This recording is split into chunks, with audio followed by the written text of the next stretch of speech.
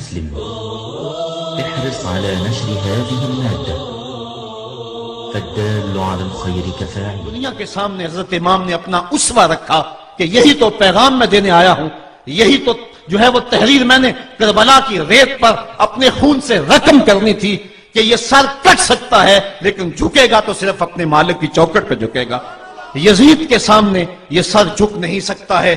تو حضرت امام حمام رضی اللہ تعالیٰ عنہ نے کربلا کے تپتے ہوئے ریگزار میں جب 72-73 لاشیں خیموں کے سامنے پڑے تھے اور اتنے زخم کلیجے پہ تھے، راوی کہتا ہے کہ جب آپ کی قمیض اتاری گئی تو 113 سوراخ اس میں تیروں کے تھے، 33 زخم نیزوں کے تھے، 34 گھاؤ تلواروں کے تھے. اتنے زخم جسم کے اندر اور جسم چور ہے زخموں سے. لیکن حضرت امام حسین نے جب پیشانی سجدے میں رکھی تو آخری لفظ یہ تھے: اللہم رضن بقضائکا وصبرن علی بلائکا تسلیما لامرکا سبحان ربی العالی. مالک تیری تقدیر پہ راضی ہو گیا ہوں، مالک زخم سے پہ بھی میں مسکرا رہا ہوں، مالک تیری طرف سے جو دکھ آئے میں نے ان کو قبول کیا. جے سونا میرے دکھ وچ راضی تے میں سکھ نو چلے ڈاواں. مالک میں سب کچھ قبول کیا، حسین تیری رضا پہ راضی ہے. میرے مالک تو بھی بتا، تو بھی حسین پہ راضی ہوا ہے کہ نہیں ہوا ہے؟ آواز آ رہی تھی: اس پیاسے پر علی شیر خدا کو ناز ہے، اس نواسے پر محمد مصطفیٰ کو ناز ہے. اوروں نے بھی سجدہ کیا پر اس کا عجب انداز ہے، اس نے وہ سجدہ کیا جس پر خدا کو ناز ہے. اے حسین ابن علی تم پر سلام، نازش آل نبی تم پر سلام. آج لہجہ بھی دم توڑ رہا ہے اور سورج بھی درد غروب سے زرد ہو رہا ہے. وقت کے دامن میں گنجائش نہیں کہ میں اس مضمون کو چھیڑوں. آؤ ہم سلام کرتے ہیں. یہ سورج سامنے چمک رہا ہے. میں یہاں بیٹھا سوچ رہا تھا کہ ہم نے تو نہیں دیکھا. اے سورج، دوپہر کا وہ منظر تم نے تو دیکھا تھا جب کربلا میں حسین کا سر کٹا تھا، جب گھر لٹا تھا، جب خیموں کو آگ لگی تھی، جب سکینہ رو رہی تھی، اور جب گھوڑا خالی پلٹا تھا اور سکینہ پوچھتی تھی: گھوڑے تو خالی آ گیا ہے، حسین کہاں چھوڑ آیا ہے؟ آج یہ سورج یہ چمک چمک کے وہ ہمیں کہانی سنا رہا ہے اور ہمیں پیغام دے رہا ہے کہ نبی کے نام پہ حسین نے تو سر کٹا دیا. آج تم کہتے ہو دین پہ چلنا بڑا مشکل ہے. تم شور ڈال رہے ہو. جن کے لیے مسجدوں میں قالین بچھے ہوئے ہیں، گرم پانی دستیاب ہے اور ان کے لیے مسجدوں میں آسائشیں موجود ہیں، اور پھر بھی وہ کہتے ہیں دین پہ چلنا بڑا مشکل ہے. ذرا دیکھو حسین ابن علی کو سجدے میں سر رکھ کے، پیشانی رب کے حضور رکھ کے حسین ابن علی کہہ رہے ہیں: مالک میں سر کٹا کے بھی تیرے حضور حاضر ہوں اور تجھ پہ راضی ہوں. تو بھی بتا کہ تو بھی حسین پہ راضی ہے یا نہیں ہے. اے حسین ابن علی تم پر سلام، نازش آل نبی تم پر سلام، تم پہ لاکھوں رحمتیں لاکھوں سلام. اے شہیدان محبت کے امام، لالا گوں لالا بدن لالا چمن، اے چمن اندر چمن اندر چمن، زندگی ہی زندگی تیری حیات، اے حیات اندر حیات. افتخار ملت بیضا ہے تو، رب کعبہ کی قسم یکتا ہے تو. فخر کا دل میں دریچہ باز کرنا چاہیے، جن کا تو آقا ہے ان کو ناز کرنا چاہیے. آج ہم ناز کرتے ہیں حسین ابن علی پہ. ہم حسین والے نہیں ہیں، ہم واہ حسین والے ہیں. واہ حسین تیری عظمت کو سلام. اتنے زخم کلیجے پہ ہو تو کھڑا نہیں ہوا جاتا، لیکن جبر کے خلاف کتنی قوت سے کھڑا ہے. حسین ابن علی نے اپنا نمونہ لوگوں کے سامنے رکھنا تھا. تو اقبال کہتا ہے: سرخ رو عشق غیور از خون او، شوخی این مصرع از مضمون او. یزید مٹ گیا، یزید کا نام مٹ گیا، اس کا تشخص مٹ گیا. حسین کل بھی زندہ تھا، حسین آج بھی زندہ ہے. مرتا تو وہ ہے جس کی فکر مر جائے، مرتا تو وہ ہے جس کا نصب العین مر جائے، مرتا تو وہ ہے جس کا مشن ختم ہو جائے. حسین کا نصب العین زندہ، حسین کی فکر زندہ، حسین کا مشن زندہ، حسین زندہ، حسین کا نانا بھی زندہ. آج بھی ہزاروں کروڑوں اربوں انسان حسین کا نام لے کے جی رہے ہیں. میں کہتا ہوں اگر کوئی یزید کا نام بھی لیتا ہے تو وہ سر جھکا کے دیتا ہے. کیسا تمہارا لیڈر ہے جس کا نام لیتے ہوئے بھی تمہیں شرم آتی ہے؟ نام لینے سے پہلے سر جھکاتے ہو، نام لیتے ہوئے پسینہ پسینہ ہوتے ہو، نام لینے کے بعد منہ چھپا لیتے ہو. تمہیں اپنے قائد اور اپنے لیڈر کا نام لیتے بھی شرم آتی ہے، اور جب ہمارے لبوں پہ نام حسین آتا ہے ہمارا قد اونچا ہو جاتا ہے، ہمارا سر فخر سے بلند ہو جاتا ہے. فخر کا دل میں دریچہ باز کرنا چاہیے، جن کا تو آقا ہے ان کو ناز کرنا چاہیے۔ تو حسین ابن علی نے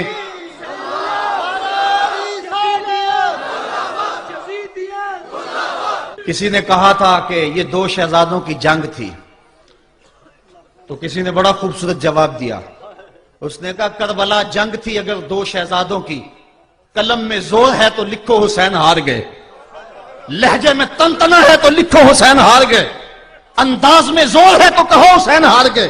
زمانہ کل بھی کہتا تھا، زمانہ آج بھی کہتا ہے، حسین کل بھی جیتا تھا، حسین آج بھی جیتا ہے۔ جب حضرت امام حسین رضی اللہ تعالیٰ عنہ کا سر انور کاٹ لیا گیا اور خولی بن یزید نے نیزے کی نوک پہ اس کو رکھا، ویسے رخ سر کا زمین کی طرف سے تھا، کسی نے کیا خوب کہا، باں کے سر نیزے پہ اور سوئے زمین ہے روح، یعنی سجدہ ثانی کی ہے آرزو۔ رکعت کے دو سجدے ہوتے ہیں، ایک سجدہ ہوا تھا کہ سر انور جدا کر لیا گیا، جب نیزے کی نوک پہ تھا سر تو رخ زمین کی طرف سے تھا۔ شاعر کہتا ذرا غور سے دیکھو سر حسین کیا کہہ رہا ہے، سر حسین کی پیشانی زمین کی طرف ہے، پیشانی میں دوسرے سجدے کی آرزو مچل رہی ہے۔ تو جب امام حسین کا سر خولی نے نیزے کی نوک پہ چڑھایا، اس نے تو یہ کہنا چاہا تھا کہ ہم فتح یاب ہوئے اور دیکھو ہم نے سر کاٹ لیا۔ کسی نے کہا ذرا غور سے دیکھو یہ تو سر کٹ کے بھی سر بلند ہے، یہ سر کٹ گیا پھر بھی سر بلندی نہیں گئی ہے، اس کا بانکپن پھر بھی نہیں گیا ہے۔ حسین کا سر کل بھی اونچا تھا، حسین کا سر آج بھی اونچا ہے، اس کا نام زندہ، اس کا پیغام زندہ، اس کی فکر زندہ۔ حضرت امام زین العابدین یہ کربلا کے وہ شخص ہیں جنہوں نے سارا منظر اپنی آنکھوں سے دیکھا تھا۔ اتنے دکھ کسی کو نہیں پہنچے جتنے زینب اور زین العابدین کو پہنچے ہیں۔ سب منظر کھلی آنکھوں سے دیکھا، 14 سال کی عمر ہے، بیمار ہیں، تاریخ بتاتی ہے اس کے بعد ساری زندگی حضرت زین العابدین نے ٹھنڈا پانی نہیں پیا، جب پانی پینے لگتے تڑپنے لگتے، کہتے مجھے سکینہ کی پیاس یاد آتی ہے، مجھے علی اصغر کا تڑپنا یاد آتا ہے، ساری زندگی پھر ٹھنڈا پانی نہیں پیا۔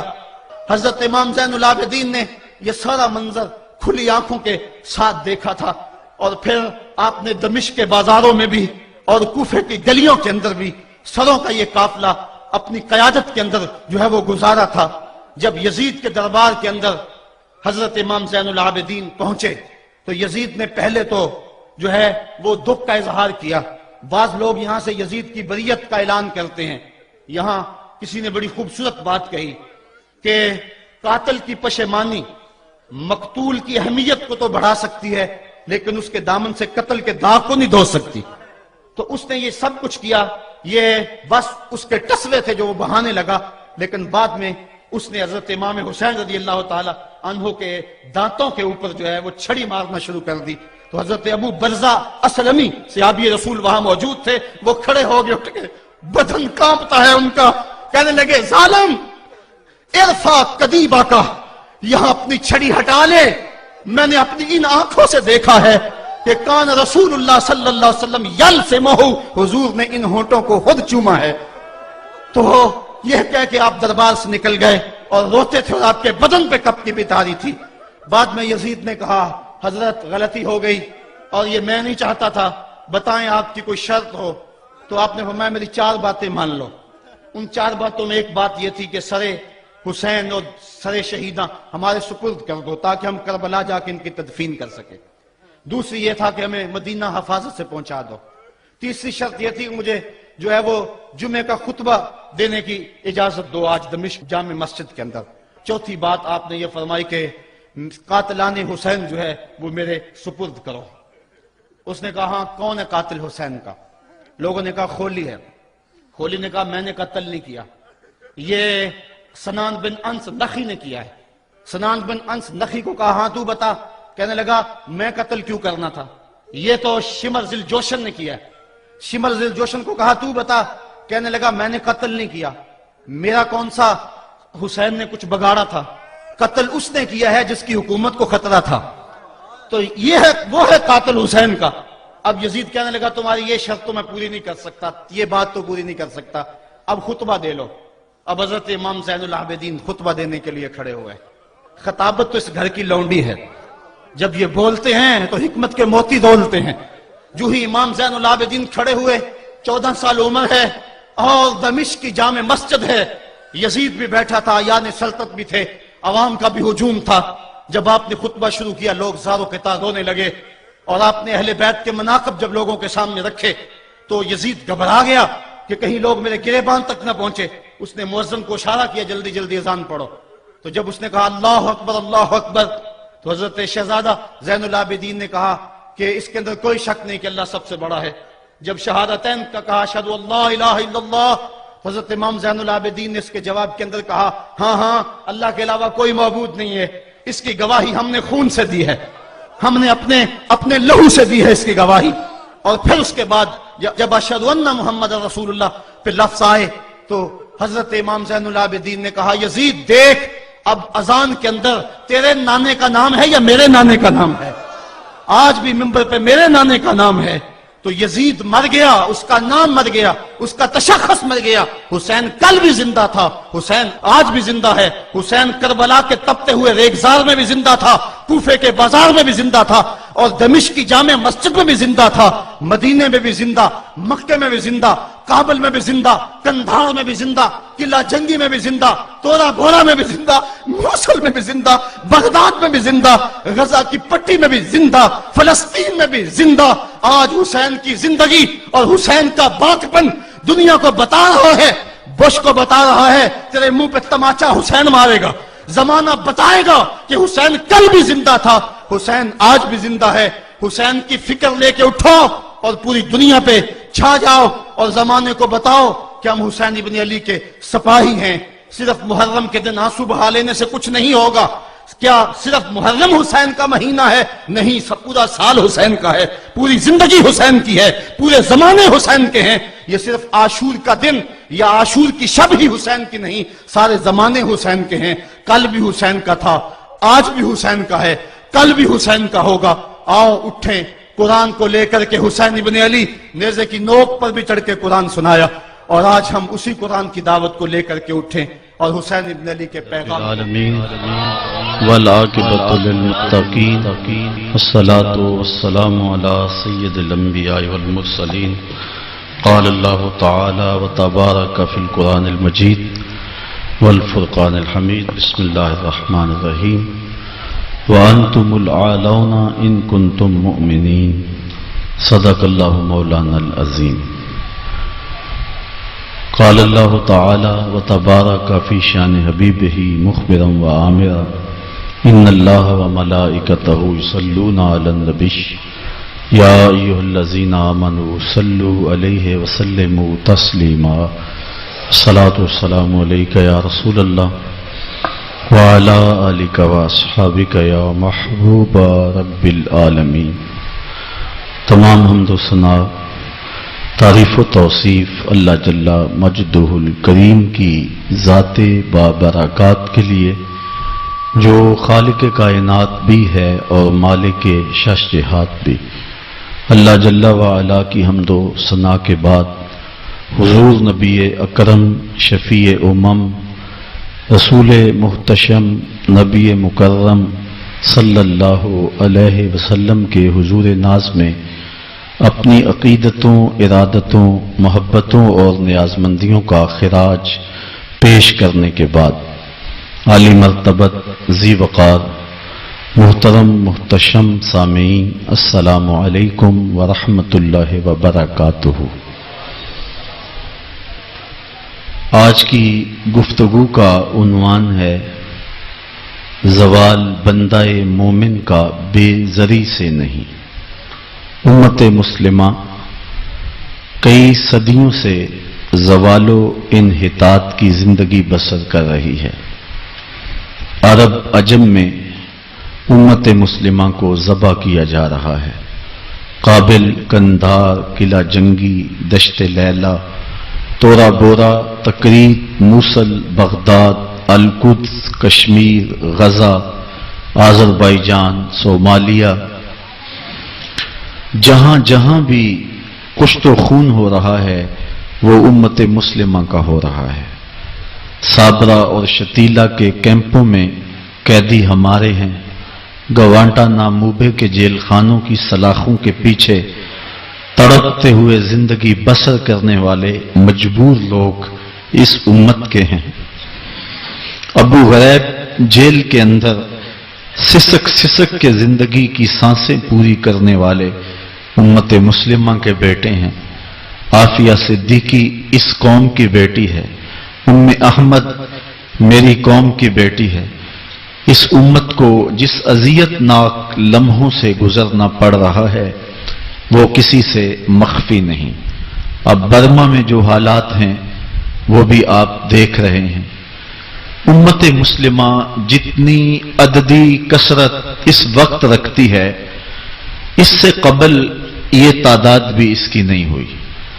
دنیا کی 6.25 ارب آبادی میں سے 1 ارب 40 کروڑ اہل دین، اہل ایمان، اہل اسلام، حضور کی غلامی کا دم بھرنے والے مسلمان ہیں۔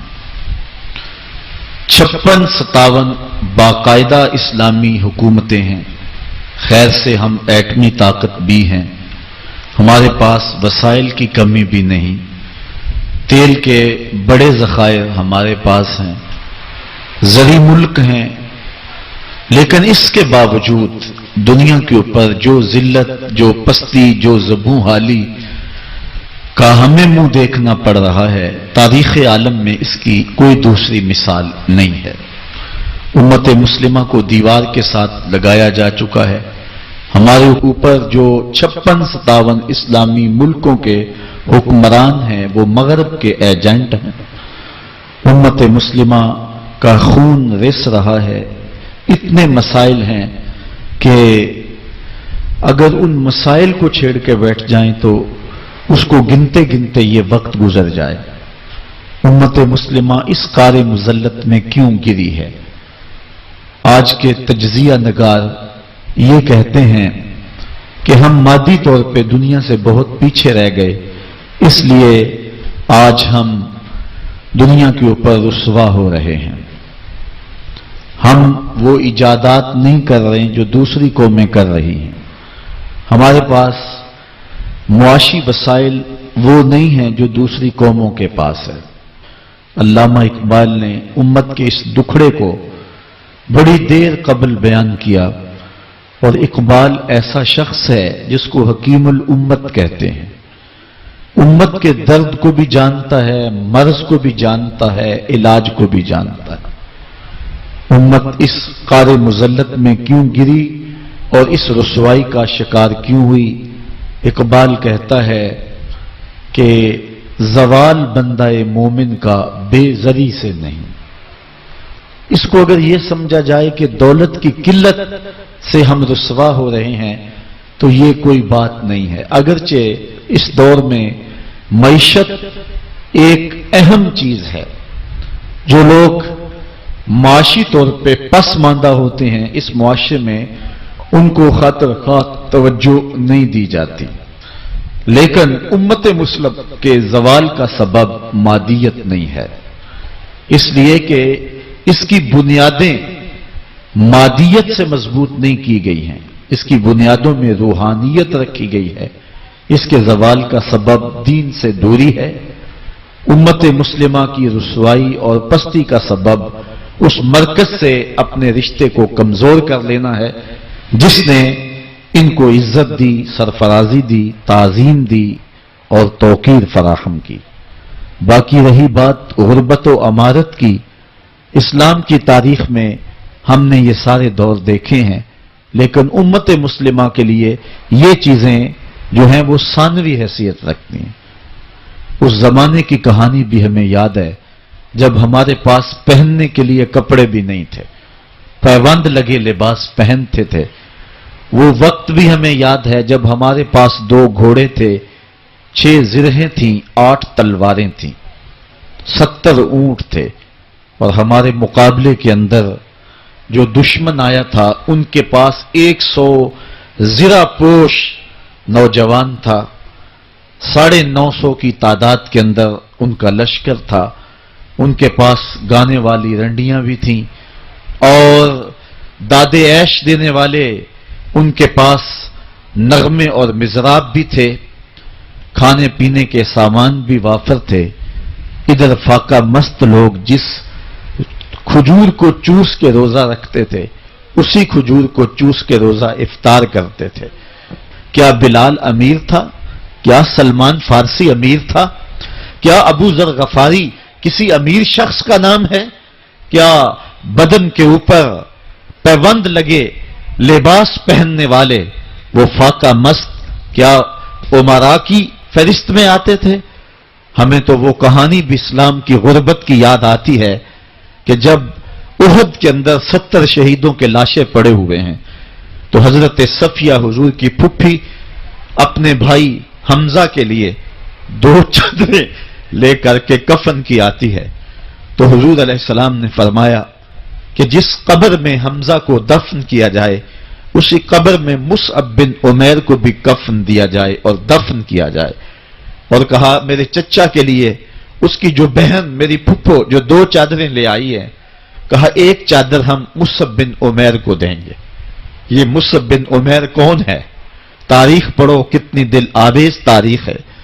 مکے میں ایک امیر ترین خاتون ہے جس کے بیٹے کا نام مصعب ہے، اور وہ اپنے بیٹے کو اتنا خوبصورت لباس پہناتی ہے اور اتنے خوبصورت خوشبو اور عطر اس کو لگاتی ہے کہ مصعب بن عمیر جن گلیوں سے گزرتے تھے دیر تک وہ گلیاں مہکتی رہتی تھیں۔ لوگ کہتے تھے یہاں سے مصعب گزر کے گیا ہوگا اس لیے یہ گلیاں مہک رہی ہیں۔ اچھا، پھر مصعب پہ نظر پڑتی ہے میرے محمد عربی کی، اور مصعب بن عمیر حضور کی زلفوں کا اسیر ہو جاتا ہے۔ ماں کافرہ ہے، جب پتہ چلتا ہے تو اس کا لباس بھی چھین لیتی ہے، سہولتیں اور آسودگیاں بھی واپس لے لیتی ہے۔ پھر وہ وقت بھی آیا کہ مصعب بن عمیر حبشہ کی جانب ہجرت کر جاتے ہیں۔ مکے کے حالات کچھ تھوڑے سے خوشگوار نظر آئے تو وہ حبشہ سے واپس مکے جب پلٹے تو ان کے بدن پہ جو چادر تھی وہ جگہ جگہ سے پٹی ہوئی تھی۔ میرے آقا کریم علیہ السلام نے دیکھا تو حضور کی آنکھوں میں آنسو ٹپکنے لگے۔ کہا یہ وہی مصعب ہے جو اتنا خوش پوش نوجوان تھا کہ میں نے پورے مکے میں اس سے خوبصورت لباس پہننے والا کوئی دوسرا شخص نہیں دیکھا، اور آج میرے مصعب کو پہننے کے لیے جو چادر میسر ہے وہ بھی جگہ جگہ سے پھٹی ہوئی ہے۔ یہ اسلام کی غربت کی کہانی ہے، اور آج احد میں یہی مصعب بن عمیر شہید ہو جاتے ہیں اور ان کے لیے کفن بھی دستیاب نہیں ہے۔ حضور نے کہا جو میرے چچا کے لیے 2 چادریں لائی ہیں ان میں سے ایک کا کفن مصعب کو دے دو نا، اور دوسری چادر سے کفن میرے چچا کو دے دیا جائے۔ اچھا، حضرت مصعب کے لیے بڑی چادر رکھ دی گئی، اور حضرت امیر حمزہ کے لیے جو چادر تھی وہ چھوٹی تھی، اگر سر ڈھانپتے تھے تو پاؤں ننگے ہو جاتے، اگر پاؤں ڈھانپتے تھے تو سر ننگا ہو جاتا۔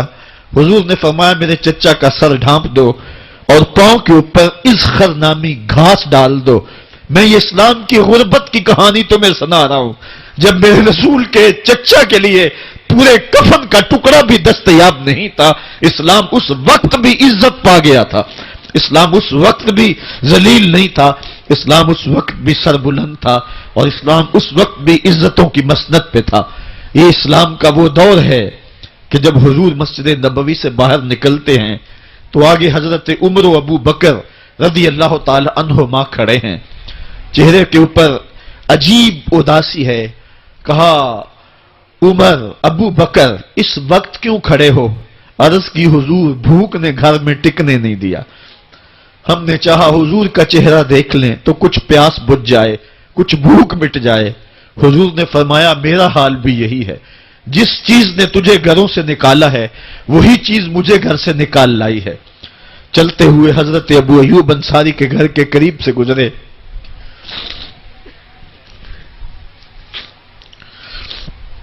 حضور کی خوشبو پا کے وہ باہر آ گئے۔ عرض کی بندہ نواز آج میرے مہمان نہیں بنتے؟ حضور نے کہا تمہاری مرضی۔ گھر لے گئے، چٹائی بچھائی، حضور کو بٹھایا، گھر والوں کو بکری کا بچہ ذبح کر کے دیا، کہا جلدی جلدی کھانا تیار کرو، میرے آقا کو بھوک لگی ہوگی۔ یہ کہہ کے واپس آئے، حضور کے پاس بیٹھے، نظر چہرے پہ پڑی تو گھبرا گئے۔ نکاحت کے آثار اتنے واضح تھے کہ سمجھ آ رہی تھی کتنے دنوں سے حضور نے کچھ نہیں کھایا۔ اٹھ کے باغ میں چلے گئے، کھجوروں کا خوشہ توڑا، حضور کے سامنے رکھا، کہا بندہ نواز جب تک کھانا تیار نہیں ہوتا یہ کھجوریں تناول فرمائیں. تھوڑی دیر کے بعد کھانا دسترخوان پہ لگ گیا. حضور سے عرض کی گئی حضور آئیں کھانا تناول کر لیں.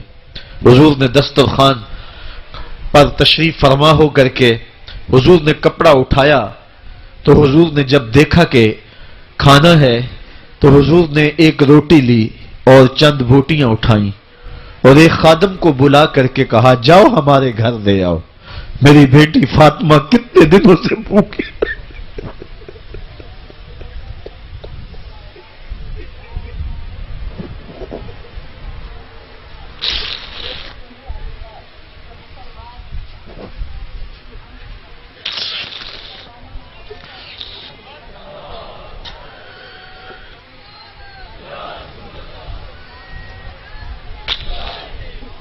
کہا جاؤ ہمارے گھر لے آؤ. میری فاطمہ کتنے دنوں سے بھوکی بیٹھی ہوئی ہے. مال کے کونین ہیں گو پاس کچھ رکھتے نہیں. دو جہاں کی نعمتیں ہیں ان کے خالی ہاتھ میں. آپ کو پتا ہوگا کہ جب میرے رسول کا انتقال ہوا ہے حضور کا وصال ہوا ہے تو حضور کی ایک زرہ ایک یہودی کے گھر میں گروی رکھی ہوئی تھی. حضور نے زرہ رکھ کر کے اس سے قرض لیا ہوا تھا. یہ اسلام کی غربت کی کہانی ہے اور پھر اللہ نے اسلام کو امارت کے رنگ بھی دیے. اور تمہیں کہانی سناؤں. حضرت عدی بن حاتم روایت کرتے ہیں صحیح بخاری میں روایت ہے. یہ حاتم تائی کے بیٹے ہیں. کہتے ہیں میں حضور کی خدمت میں حاضر ہوا. ایک شخص آیا کہنے لگا حضور غربت نے میرا برا حال کر دیا ہے. اور اس نے شکایت کی غربت کی پسماندگی کی اور اپنی معاشی بدحالی کی. پھر ایک شخص آیا کہنے لگا حضور میرے پاس دولت تو ہے لیکن میں نے جس منزل پہ جانا ہے راستہ پر خطر ہے تو میرے لیے کیا حکم ہے کہ میں کیسے راستہ طے کروں.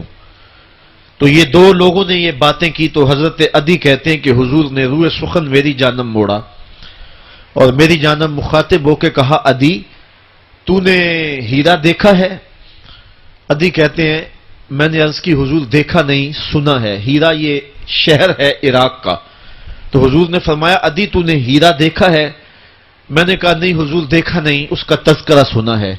فرمایا عدی اگر اللہ تجھے زندگی کی مہلت دے تو ہیرا سے ایک خاتون چلے گی تو اپنی آنکھوں سے دیکھے گا اور مکے تک پہنچے گی اور اللہ کے گھر کعبہ کا طواف کرے گی اور اس کو ہیرا سے لے کر کے مکے تک اللہ کے علاوہ کسی کا ڈر نہیں ہوگا. کہتے ہیں کہ میں نے دل میں کہا کہ پھر بنو طے کے ڈاکو مر گئے ہوں گے جنہوں نے عرب کے اوپر روب ڈال رکھا ہے تو وہ تو پھر ختم ہو گئے ہوں گے.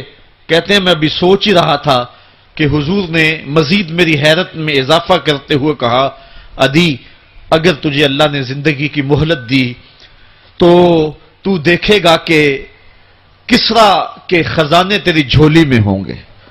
تو اس دور کی سپر طاقت تھی. میں نے کہا حضور کسرا بن ہرمز؟ حضور نے فرمایا ہاں کسرا بن ہرمز. کہتے ہیں کہ حضور نے پھر فرمایا عدی اگر تو زندگی پائی تو تو وہ دن بھی دیکھے گا کہ ایک شخص زکوٰۃ کی رقم لے کر کے زکوٰۃ کی چاندی لے کر کے زکوٰۃ کا سونا لے کر کے نکلے گا اور اس کو کوئی زکوٰۃ کا مستحق ہی نہیں ملے گا. حضرت عدی بن حاتم کہتے ہیں کہ پھر میں نے وہ منظر اپنی آنکھوں سے دیکھا کہ ہیرا سے خاتون چلی اور مکے تک پہنچی اور امن ایسا تھا کہ اس کو اللہ کے علاوہ کسی کا ڈر نہیں تھا. پھر وہ لمحے بھی میں نے دیکھے کہ کسرا بن ہرمز کے خزانے مسجد نبوی کے باہر پڑے ہوئے ہیں. تو کہتے ہیں تیسری چیز میں دیکھ نہ سکا اور میں نے لوگوں کو کہا کہ یہ میں تو نہیں دیکھ سکا میری شاید زندگی وفا نہ کرے اور اگر تمہاری زندگی وفا کرے تو تم دیکھنا میرے آقا نے جو فرمایا تھا دو باتیں تو پوری ہو گئی ہیں اور تیسری بات تم دیکھ لو گے. حضرت یحییٰ بن سعید فرماتے ہیں کہ حضرت عمر بن عبد العزیز کا زمانہ تھا اور انہوں نے مجھے افریقہ کی جانب زکوٰۃ وصول کرنے کے لیے بھیجا. میں وہاں سے زکوٰۃ وصول کی اور پھر میں زکوٰۃ لینے والے مستحقین کو ڈھونڈنے لگا. تو کہتے ہیں مجھے کوئی مستحق نہ ملا. پھر میں غلام پکڑتا اور اس کے پیسے دے کے اس کو آزاد کرواتا چلا جاتا. حضرت عمر بن عبد العزیز کا زمانہ ہے کہ گورنر ہے عراق کا، وہ حضرت عمر بن عبد العزیز کو لکھتا ہے کہ اتنی رقم ہے، اس کا کیا کرنا ہے؟ تو عمر بن عبد العزیز کہتے ہیں رقم لے کے یہاں نہ آنا، وہاں عراق کے لوگوں میں بانٹ دو، جو زکوٰۃ کے مستحق ہیں ان کو تقسیم کر دو۔ تو گورنر لکھتا ہے جو مستحق ہے ان کو دے دی، اب کوئی مستحق نہیں رہا تو میں کیا کروں؟ تو حضرت عمر بن عبد العزیز کہتے ہیں جو مقروض ہیں ان کا قرض اتار دو۔ تو کہتے ہیں کہ ہاں قرض بھی میں نے اتار دیا ہے، رقم پھر بھی بچ رہی ہے، کیا کروں؟ تو حضرت عمر بن عبد العزیز نے پھر لکھا جو شخص شادی کرنا چاہتے ہیں ان کا حق مہر ادا کر دو۔ میں نے کہا کہ وہ بھی کر دیا ہے، رقم پھر بھی بچ گئی، اب کیا کروں؟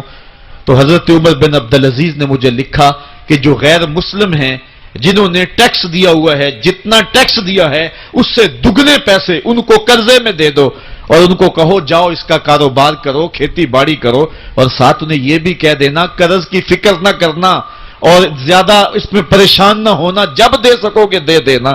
یہ دور بھی پھر اسلام نے دیکھا اور یہ گھڑیاں بھی دیکھی، جب چیتھڑے پہنے ہوئے تھے، جب پیوند لگے لباس پہنے تھے، جب پیٹ میں ڈالنے کے لقمہ بھی نہیں تھا، اللہ کا دین اس وقت بھی غالب تھا، اور جب گلیوں کے اندر ریشم بکھرا ہوا ہوتا تھا کوئی اٹھانے والا نہیں تھا، دین اس وقت بھی غالب تھا۔ دین کا غالب ہونا یا نہ ہونا اس کا تعلق جو ہے وہ مال و دولت سے نہیں ہے۔ اقبال کہتا ہے کہ زوال بندہ مومن کا بے زری سے نہیں، مومن کا زوال بے زری سے نہیں ہے بلکہ اس کا سبب کوئی اور ہے۔ وہ سبب ڈھونڈنا ہے کہ ہم دنیا میں رسوا ہو کے کیوں رہ گئے، ہم زمانے کے سامنے تماشا کیوں بن کے رہ گئے، آج نبی کی امت پوری کائنات میں رسوا ہو کے کیوں رہ گئی، آج ہمارا تماشا دیکھا جا رہا ہے، آج بھوکے کتوں کو ہماری بیٹی اور بہنوں کے اوپر چھوڑا جا رہا ہے اور اس کا تماشا دیکھا جا رہا ہے۔ کیا ہم نے یہ دن بھی دیکھنے تھے؟ ہم نے سراغ لگانا ہے۔ دولت کی قلت اور کثرت یہ ثانوی چیزیں ہیں، ہم نے تاریخ میں دیکھا ہے ہم کبھی مالی طور پہ کمزور تھے، رسوا نہیں ہوئے ہیں، مال زیادہ ہو گیا رسوا نہیں ہوئے ہیں، رسوائی کے سبب کوئی اور ہیں۔ آئیے تمہیں کہانی دل آویز سناؤں، اسلام کے عروج اور بانک پن کی مختصر کہانی آپ دیکھ لیں کہ حضور جب جلوہ فراز ہوتے ہیں مکے میں تو اللہ کا گھر 365 بتوں سے بھرا ہوا ہے، وہ دنیا کے اندر خدا کا پہلا گھر اور 365 بتوں کا قبضہ ہے اس گھر کے اوپر۔ پھر حضور آئے اور دعوت دین دی اور آقا کریم علیہ السلام نے ان بتوں کے لوث سے کعبہ کو پاک کیا۔ کہانی اتنی دل آویز ہے کہ حضور نبوت کے اعلان کے 13 سال گزارنے کے بعد جب مکے سے ہجرت کر کے مدینہ روانہ ہوئے تو مسلمانوں کی تعداد 100 سے متجاوز نہیں تھی۔ جن لوگوں نے ہجرت کی ہے تاریخ پڑھیں، سن 2 ہجری کو بدر کے مقام پہ حق اور باطل کا پہلا ٹکراؤ ہوتا ہے، مسلمانوں کی تعداد 313 تھی، جو لوگ گھروں میں تھے ان کی تعداد بھی ساتھ شامل کر لیں، بچے اور خواتین بھی شامل کر لیں، 600-700 لوگ بنتے ہوں گے۔ اور 8 ہجری کو فتح مکہ ہوا اس واقعہ کے 6 سال بعد، تو فتح مکہ کے موقع پہ مسلمانوں کی تعداد جو سپاہیوں کی تھی وہ 10,000 تھی، اور پھر 8 ہجری کو یہ واقعہ ہوا ہے تو 10 ہجری کو حجۃ الوداع ہوتا ہے۔ 10 ہجری کو حضور کے سامنے جو لوگ بیٹھ کے خطبہ سن رہے تھے ان کی تعداد 1,44,000 تھی، اور جو گھروں میں لوگ شامل تھے ان کو بھی ملائیں تو 6 لاکھ تک پہنچتی ہے۔ حضرت صدیق اکبر رضی اللہ تعالیٰ عنہ 2 سال 2 ماہ اور کچھ دن تخت خلافت پہ رہے ہیں، اور آپ کے ادوار کی فتوحات کو اگر اس کی ایوریج نکالیں تو ایک دن میں 80 مربع میل علاقہ روزانہ فتح ہوتا ہے۔ حضرت عمر کا دور دیکھیے، حضرت عمر کے زمانے میں اسلامی حدود 23 لاکھ مربع میل تک پھیل گئی ہیں۔ محمد بن قاسم جب سندھ میں آیا ہے تو یہ بہت بعد کی کہانی نہیں ہے، یہ 92 ہجری کی کہانی ہے، ابھی صحابہ موجود تھے۔ ادھر اندلس کے دروازے پہ طارق بن زیاد دستک دے رہا ہے تو وہ تابعی ہے، اور یہ بھی 92 ہجری کی کہانی ہے۔ ادھر سندھ تک مسلمان پہنچ گئے، ادھر وہاں تک پہنچ گئے۔ آپ چائنا میں جا کے دیکھیں، حضرت سعد بن ابی وقاص صحابی کی قبر وہاں ہے، وہ وہاں تک پہنچے۔ ماوراء نہر کا علاقہ بھی فتح ہو گیا، ادھر آرمینیا تک پہنچے۔ یہ تھوڑے سے عرصے کے اندر عظیمتوں کی کیسی داستان رقم کی اقبال تڑپ کے کہتا ہے دیے جانے کبھی یورپ کے کلیساؤں میں، کبھی افریقہ کے تپتے ہوئے صحراؤں میں، دشت و دشت دریا بھی نہ چھوڑے ہم نے، بحر ظلمات میں دوڑا دیے گھوڑے ہم نے۔ آج دیکھیں جا کر کے جبل طارق کو، جہاں وہ 500 قدوسی وہاں نکلے تھے، وقت کے حکمران نے اپنے جاسوس کو بھیجا، دیکھ کیا وہ کون لوگ ہیں، کہاں سے آئے ہیں اور کتنی تعداد ہے۔ تو جا کر کے جاسوس نے کہا پتہ نہیں زمین سے نکلے ہیں یا آسمان سے اترے ہیں، اور ان کی تعداد 500 سے آگے پیچھے ہے۔ اور پھر ان 500 لوگوں نے یورپ کے دروازے میں داخل ہو کر کے حق اور باطل کے اس مارکے کے اندر وہ عظیمت کی داستان رقم کی کہ اقبال خراج پیش کرتے ہوئے کہتا ہے یہ غازی یہ تیرے پراسرار بندے جنہیں تو نے بخشا ہے ذوق خدائی، دو نیم ان کی ٹھوکر سے صحرا و دریا، سمٹ کر پہاڑ ان کی ہیبت سے رائی، دو عالم سے کرتی ہے بیگانہ دل کو، عجب چیز ہے لذت آشنائی، شہادت ہے مطلوب و مقصود مومن، نہ مال غنیمت نہ کشور کشائی۔ وہ کہانی کتنی دل آویز ہے، اے سرزمین اندلس ہے یاد تجھ کو، تھا تیری ڈالیوں پہ کبھی آشیاں ہمارا، چین و عرب ہمارا، ہندوستان ہمارا، مسلم ہے ہم، وطن ہے سارا جہاں ہمارا۔ پوری دنیا پر اسلام کے پھریرے لہرا رہے ہیں اور اسلام کے جھنڈے لہرا رہے ہیں۔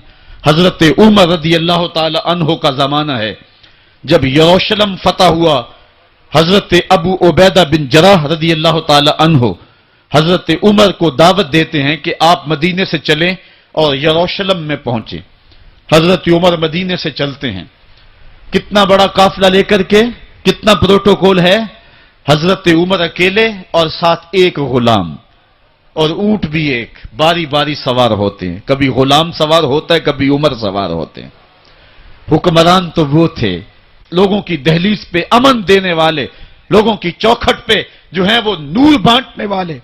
آج کے حکمرانوں نے تمہیں رمضان المبارک کے اندر لوڈ شیڈنگ کا پیکج دیا ہے، اور آج بچے بھی تڑپ رہے ہیں اور جوان بھی سسک رہے ہیں، اور ماہ سیام میں جن اذیتوں میں قوم کو مبتلا کر دیا ہے وہ کسی سے مخفی نہیں ہے۔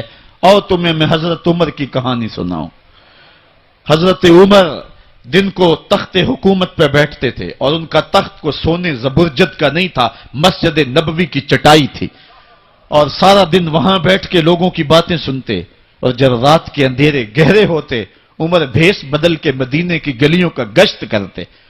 کہا تمہارے گھر سے دھواں نکل رہا ہے اور بچے رو رہے ہیں، ان کو کھانا کیوں نہیں دیتی؟ کہنے لگی عمر کی جان کو رو رہی ہوں۔ عمر کے پاؤں تلے سے زمین نکل گئے۔ کہا کیا ہوا؟ کہا 3 دن سے ہمارے ہاں کھانے کے لیے کچھ نہیں ہے، روزانہ بچے روتے ہیں، اور میں ہنڈیا کے اندر پتھر ڈال کر کے نیچے سے آگ ڈالتی رہتی ہوں کہ بچے انتظار کر کر کے سو جائیں گے، کم بخت سو بھی نہیں رہے، اور وہ پتھر پکیں گے بھی کیا، اور میں عمر کی جان کو رو رہی ہوں۔ حضرت عمر کا کلیجہ دہلنے لگا، فوراً پلٹے واپس بیت المال میں آئے، گھی کا ایک کنستر لیا، آٹے کی بوری لی، مرچ مسالہ جات بہت کچھ اٹھایا، اپنے کندھے پہ رکھا، بوری اپنی کمر پہ لا دی۔ عمر بیت المال سے نکلے تو آپ کے خادم اسلم نے دیکھ لیا، آگے بڑھا، کہا میرے آقا میں اٹھاتا ہوں۔ عمر کی آنکھوں میں آنسو ہے۔ کہا اسلم قیامت کے دن میرا بوجھ اٹھا لو گے؟ کہا قیامت کے دن تو اپنا اپنا بوجھ اٹھانا پڑے گا۔ کہا عمر کو آج اپنا ہی اٹھانے دو۔ حضرت عمر وہ گھی کا کنستر اور وہ آٹے کی بوری سر پہ اٹھائے ہیں اور اس خاتون کے گھر جاتے ہیں اور دستک دیتے ہیں۔ وہ جب دیکھتے ہیں اس کی جان میں جان آ جاتی ہے۔ کہا جلدی جلدی آٹا گوندو، اور عمر سبزی کاٹنے لگ جاتے ہیں۔ حضرت عمر رضی اللہ تعالی عنہ سبزی تیار کر دیتے، ادھر آٹا گند جاتا ہے، اور پھر اوپر چولہا رکھا جاتا ہے، چولہے کے اندر آگ رکھی جاتی ہے، وہ کھانا پکانے لگتی ہے، آگ بجھتی ہے۔ تاریخ نے لکھا ہے آگ بجھنے لگتی ہے، عمر جھک کر کے پھونکے مارتا ہے،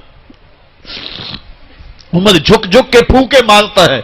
کھانا پک گیا اور بچوں کے سامنے کھانا رکھ دیا، بچے کھا رہے ہیں۔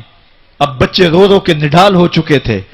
حضرت عمر اپنے ہاتھوں کو اور اپنے گھٹنوں کو اور اپنے پاؤں کو زمین پہ لگا کے، جس طرح بکری کا بچہ چلتا ہے ویڑے کے اندر، کبھی ادھر چلتے ہیں کبھی ادھر چلتے ہیں، تاکہ بچے مجھے دیکھ کے خوش ہوں اور دل میں کہتے عمر جتنا رلایا ہے اب اتنا ہنسانا بھی پڑے گا. تو کبھی عمر امیر المومنین، یہ میں کسی آج کے جو ہے وہ لوگوں کے ووٹوں پہ منتخب ہونے والے حکمران کی کہانی نہیں سنا رہا، میں اس عمر کی کہانی سنا رہا ہوں جو 23 لاکھ مربع میل کا حکمران ہے، آدھی دنیا کا بادشاہ ہے. حضرت عمر جو ہے جس طرح بکری کا بچہ چلتا ہے اس طرح اپنے ہاتھ اور اپنے گھٹنے زمین پہ ٹیک کر کے جو ہے وہ اس طرح چلتے ہیں. بچے عمر کو دیکھ کے مسکراتے ہیں. جب بچے مسکرانے لگے تو حضرت عمر نے اس خاتون سے کہا بڑھیا عمر کو معاف کر دے. اس نے کہا تو اتنی ہمدردی کیوں کرتا ہے؟ کہا عمر بیچارہ بڑا پھنسا ہوا ہے، فکر ہے اس کو یرموک و فسطاط و حلوان کی، جب فتح ہے مصر تو تیاری ہے ایران کی، آتے جاتے وفد سے ملاقات بھی کرتا ہوگا، آتے جاتے وفد سے ملاقات بھی کرتا ہوگا اور شب کو معلوم حالات بھی کرتا ہوگا. کانٹوں میں الجھی ہوئی بیچارے کی جان ہے، نیند اس کو بھی آتی ہے، آخر وہ انسان ہے، میری بہن عمر کو معاف کر دے.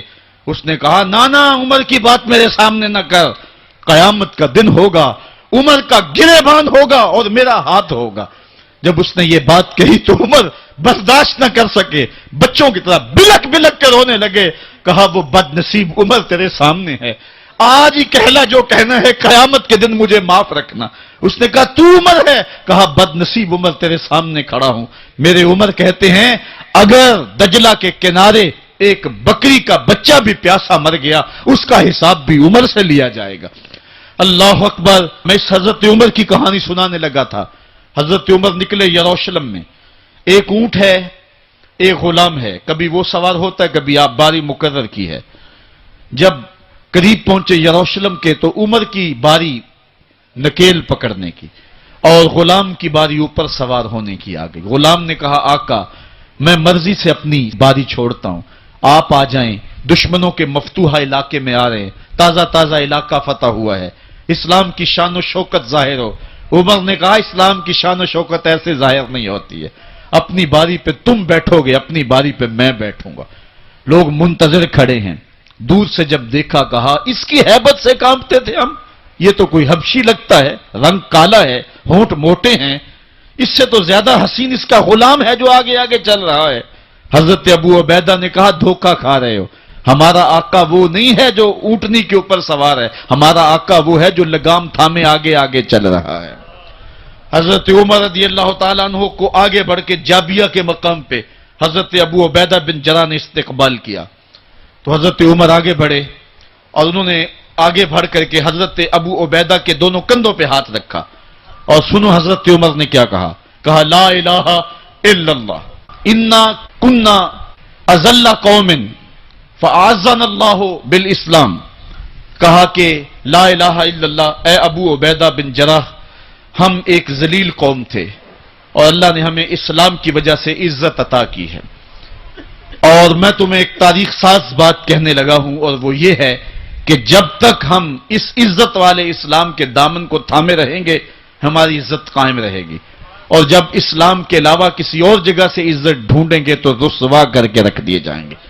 یہ ہے وہ خلاصہ جو حضرت عمر نے امتوں کے عروج و زوال کا بیان کیا ہے. اس امت کو جو خیرات ملی ہے تخت و تاج کی، وہ پینٹاگون سے نہیں ملی، وہ واشنگٹن سے نہیں ملی، وہ وائٹ ہاؤس سے نہیں ملی، وہ محمد عربی کے جوڑوں کا صدقہ ملی ہے. اس لیے جب ہم نے اسلام سے انحراف کیا، پاکستان حاصل کیا گیا تھا. پاکستان کا مطلب کیا؟ لا الہ الا اللہ. ہم نے اس نعرے کو چھوڑ دیا ہوا ہے، ہم نے انحراف کر دیا ہے. آج ہماری نظریں مغرب کی طرف لگی ہیں کہ تخت و تاج اس سے نصیب ہوتے ہیں اور دنیا کے اوپر ہم رسوا ہو کے رہ گئے. ہماری پستی، ہماری زبوحالی، ہماری ذلت کا سبب یہ ہے کہ جس جگہ سے ہمیں عزت ملی تھی ہم نے وہ مرکز ہی چھوڑ دیا ہے. اس مرکز حیات کو، اس مرکز زندگی کو، اس مرکز عزت کو ہم نے چھوڑ دیا ہے اور دنیا کے اوپر ہم رسوا ہو رہے ہیں. انہی حضرت عمر کی کہانی ہے. وادی تہامہ سے گزر رہے تھے کہ بچوں کی طرح بلک بلک کے رونے لگے. کہا عمر جوان آدمی ہو اور بچوں کی طرح بلک کے رو رہے ہو. کہا تم نہیں جانتے، مجھے بچپن کی کہانی یاد آ گئی. کہا کیا کہانی ہے؟ کہا یہی عرض تہامہ تھی. میرے باپ خطاب نے مجھے 5 اونٹ دیے تھے. کہا انہیں لائن میں کھڑا کرو سیدھا.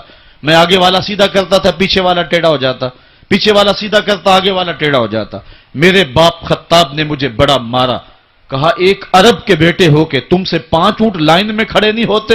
کہا ایک زمانہ عمر پہ وہ تھا کہ اس سے 5 اونٹ لائن میں کھڑے نہیں ہوتے تھے، اور آج شرق سے لے کر غرب تک 23 لاکھ مربع میل کی حکمرانی اور انسان بھی لائن میں کھڑے ہیں۔ یہ محمد عربی کے جوڑوں کا صدقہ نہیں ہے تو اور کیا ہے؟ عمر سے تو 5 اونٹ لائن میں کھڑے نہیں ہوتے تھے۔ تو یہ عزتیں، یہ تخت و تاج، یہ حکومتیں ہمیں حضور کی دہلیز سے ملی ہیں۔ جب ہم نے اس دہلیز کو چھوڑ دیا تو دنیا کے اوپر رسوا ہو گئے اور ذلیل کر کے رکھ دیے گئے۔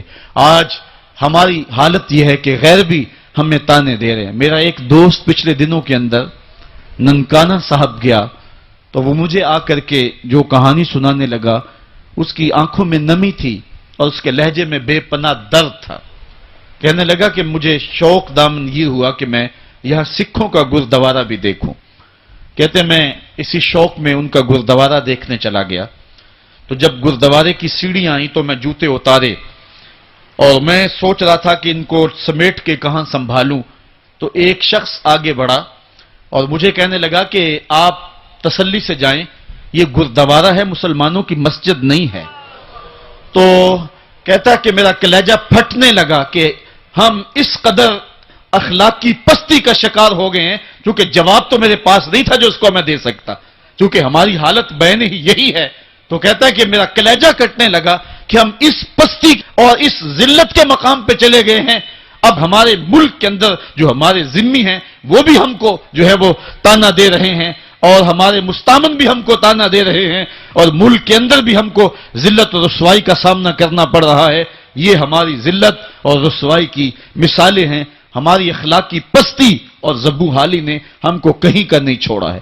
میں بہت پرانی کہانی نہیں سنانے لگا آپ کو، یہ قرون اولیٰ کی کہانی نہیں ہے، یہ کہانی جو ہے وہ صحابہ کے زمانے کی بھی نہیں ہے، یہ کہانی جو ہے وہ تابعین کے بھی دور کی نہیں ہے، محدثین کے دور کی بھی نہیں ہے، یہ سری سختی کے زمانے کی کہانی بھی نہیں ہے، یہ جنید بغدادی کے دور کی بھی نہیں ہے، ہاں یہ مجدد الف ثانی کے زمانے کی کہانی بھی نہیں ہے، یہ کل کی بات ہے۔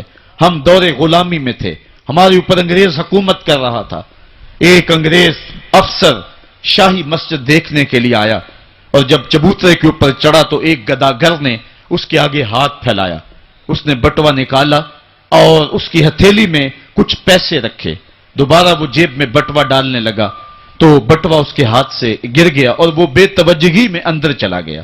اس گداگر نے آگے بڑھ کے اس بٹوے کو پکڑ لیا، خیال تھا یہ واپس آئے گا تو میں اس کو بٹوا دے دوں گا، لیکن وہ کسی اور دروازے سے نکل گیا اور یہ منتظر رہا، وقت گزرتا رہا۔ 1 سال گزرنے کے بعد وہ دوبارہ پھر آیا، اس کا کوئی دوست اسے ملنے آیا تھا انگلستان سے، اس کو شاہی مسجد دکھلانے کے لیے وہ پھر آیا۔ یہ گداگر وہاں بیٹھا ہوا تھا، اس نے پہچان لیا، کہا صاحب 2 لمحوں کے لیے رکیے، مجھے آپ سے ضروری کام ہے۔ دوڑا دوڑا گیا، قریب ہی گھر تھا، وہاں سے وہ بٹوا اٹھا لایا، اس میں بہت زیادہ جو ہے وہ پیسے تھے۔ کہا یہ 1 سال قبل آپ آئے تھے، آپ کو یاد ہو نہ یاد، آپ کا یہ بٹوا گر گیا، میں ڈھونڈتا رہا، آپ مل نہ پائے۔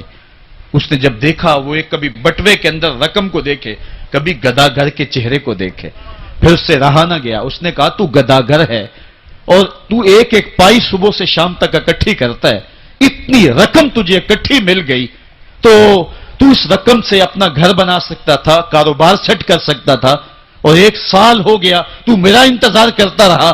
اس نے کہا بابو بات رقم کی نہیں ہے، تو عیسائی ہے اور میں مسلمان ہوں۔ کل قیامت کے دن اگر تیرے نبی نے میرے نبی کو کہا کہ میرے امتی کا بٹوا گرا تھا اور تیرے غلام نے پکڑا تھا، تو پھر میرا نبی جو ہے تیرے نبی کے سامنے شرمسار ہوگا۔ میں گداگر ضرور ہوں، بے غیرت نہیں ہوں، میں نہیں چاہتا کہ میرے نبی کو تیرے نبی کے سامنے شرمندگی ہو۔ یہ تو گداگروں کی کہانی ہے، آج شاہوں کی کہانیاں سناؤں تو کلیجہ منہ کو آئے، آج وزیروں کی کہانیاں سناؤں تو کلیجہ پھٹنے لگے، آج آیان سلطنت پہ براجماں تخت شاہی پہ بیٹھے ہوئے، آج یہ وزراء، آج یہ افسر، آج یہ وڈیرے، ان کی کہانیاں چھیڑ بیٹھوں تو کلیجہ پھٹنے لگے۔ جب میں کہتا ہوں الہی میرا احوال دیکھ، حکم ہوتا ہے اپنا نامہ اعمال دیکھ۔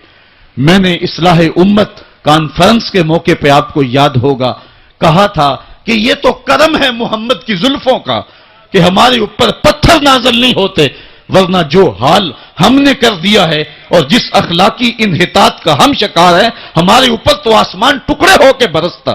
اگر ان کی رحمت نہ ہو درمیاں میں، ابھی آگ لگ جائے دونوں جہاں میں۔ اقبال کہتا ہے زوال بندہ مومن کا بے زری سے نہیں۔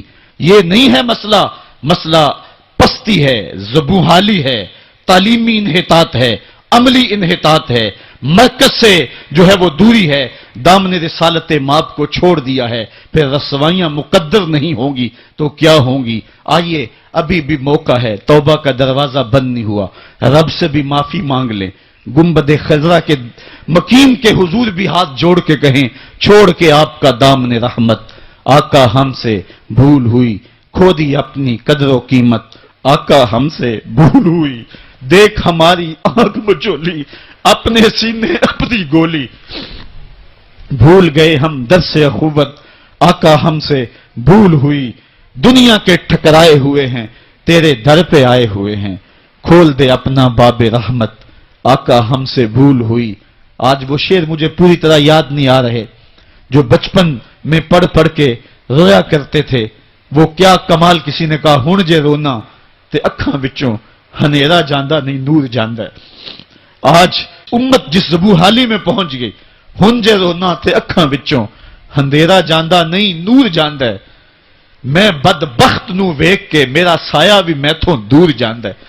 میں پاپی مجرم، میں میلا اتھرو، میں پاپی بندہ، حضور معافی حضور معافی حضور معافی حضور معافی، تساں سی ڈکیا جنہ کماں تھی حضور جی میں او کر گیا واں، گناہاں دی دل دل دے اندر گل میں تیکر اتر گیا واں، تہاڈے حکماں نو چھڈ کے آقا میں جیندا کتھے ہاں مر گیا واں، حضور معافی حضور معافی حضور معافی حضور معافی۔ علامہ اقبال فرماتے ہیں آؤ اگر تم دوبارہ اسی عروج کو دیکھنا چاہتے ہو تو دامن مصطفیٰ کو تھام لو۔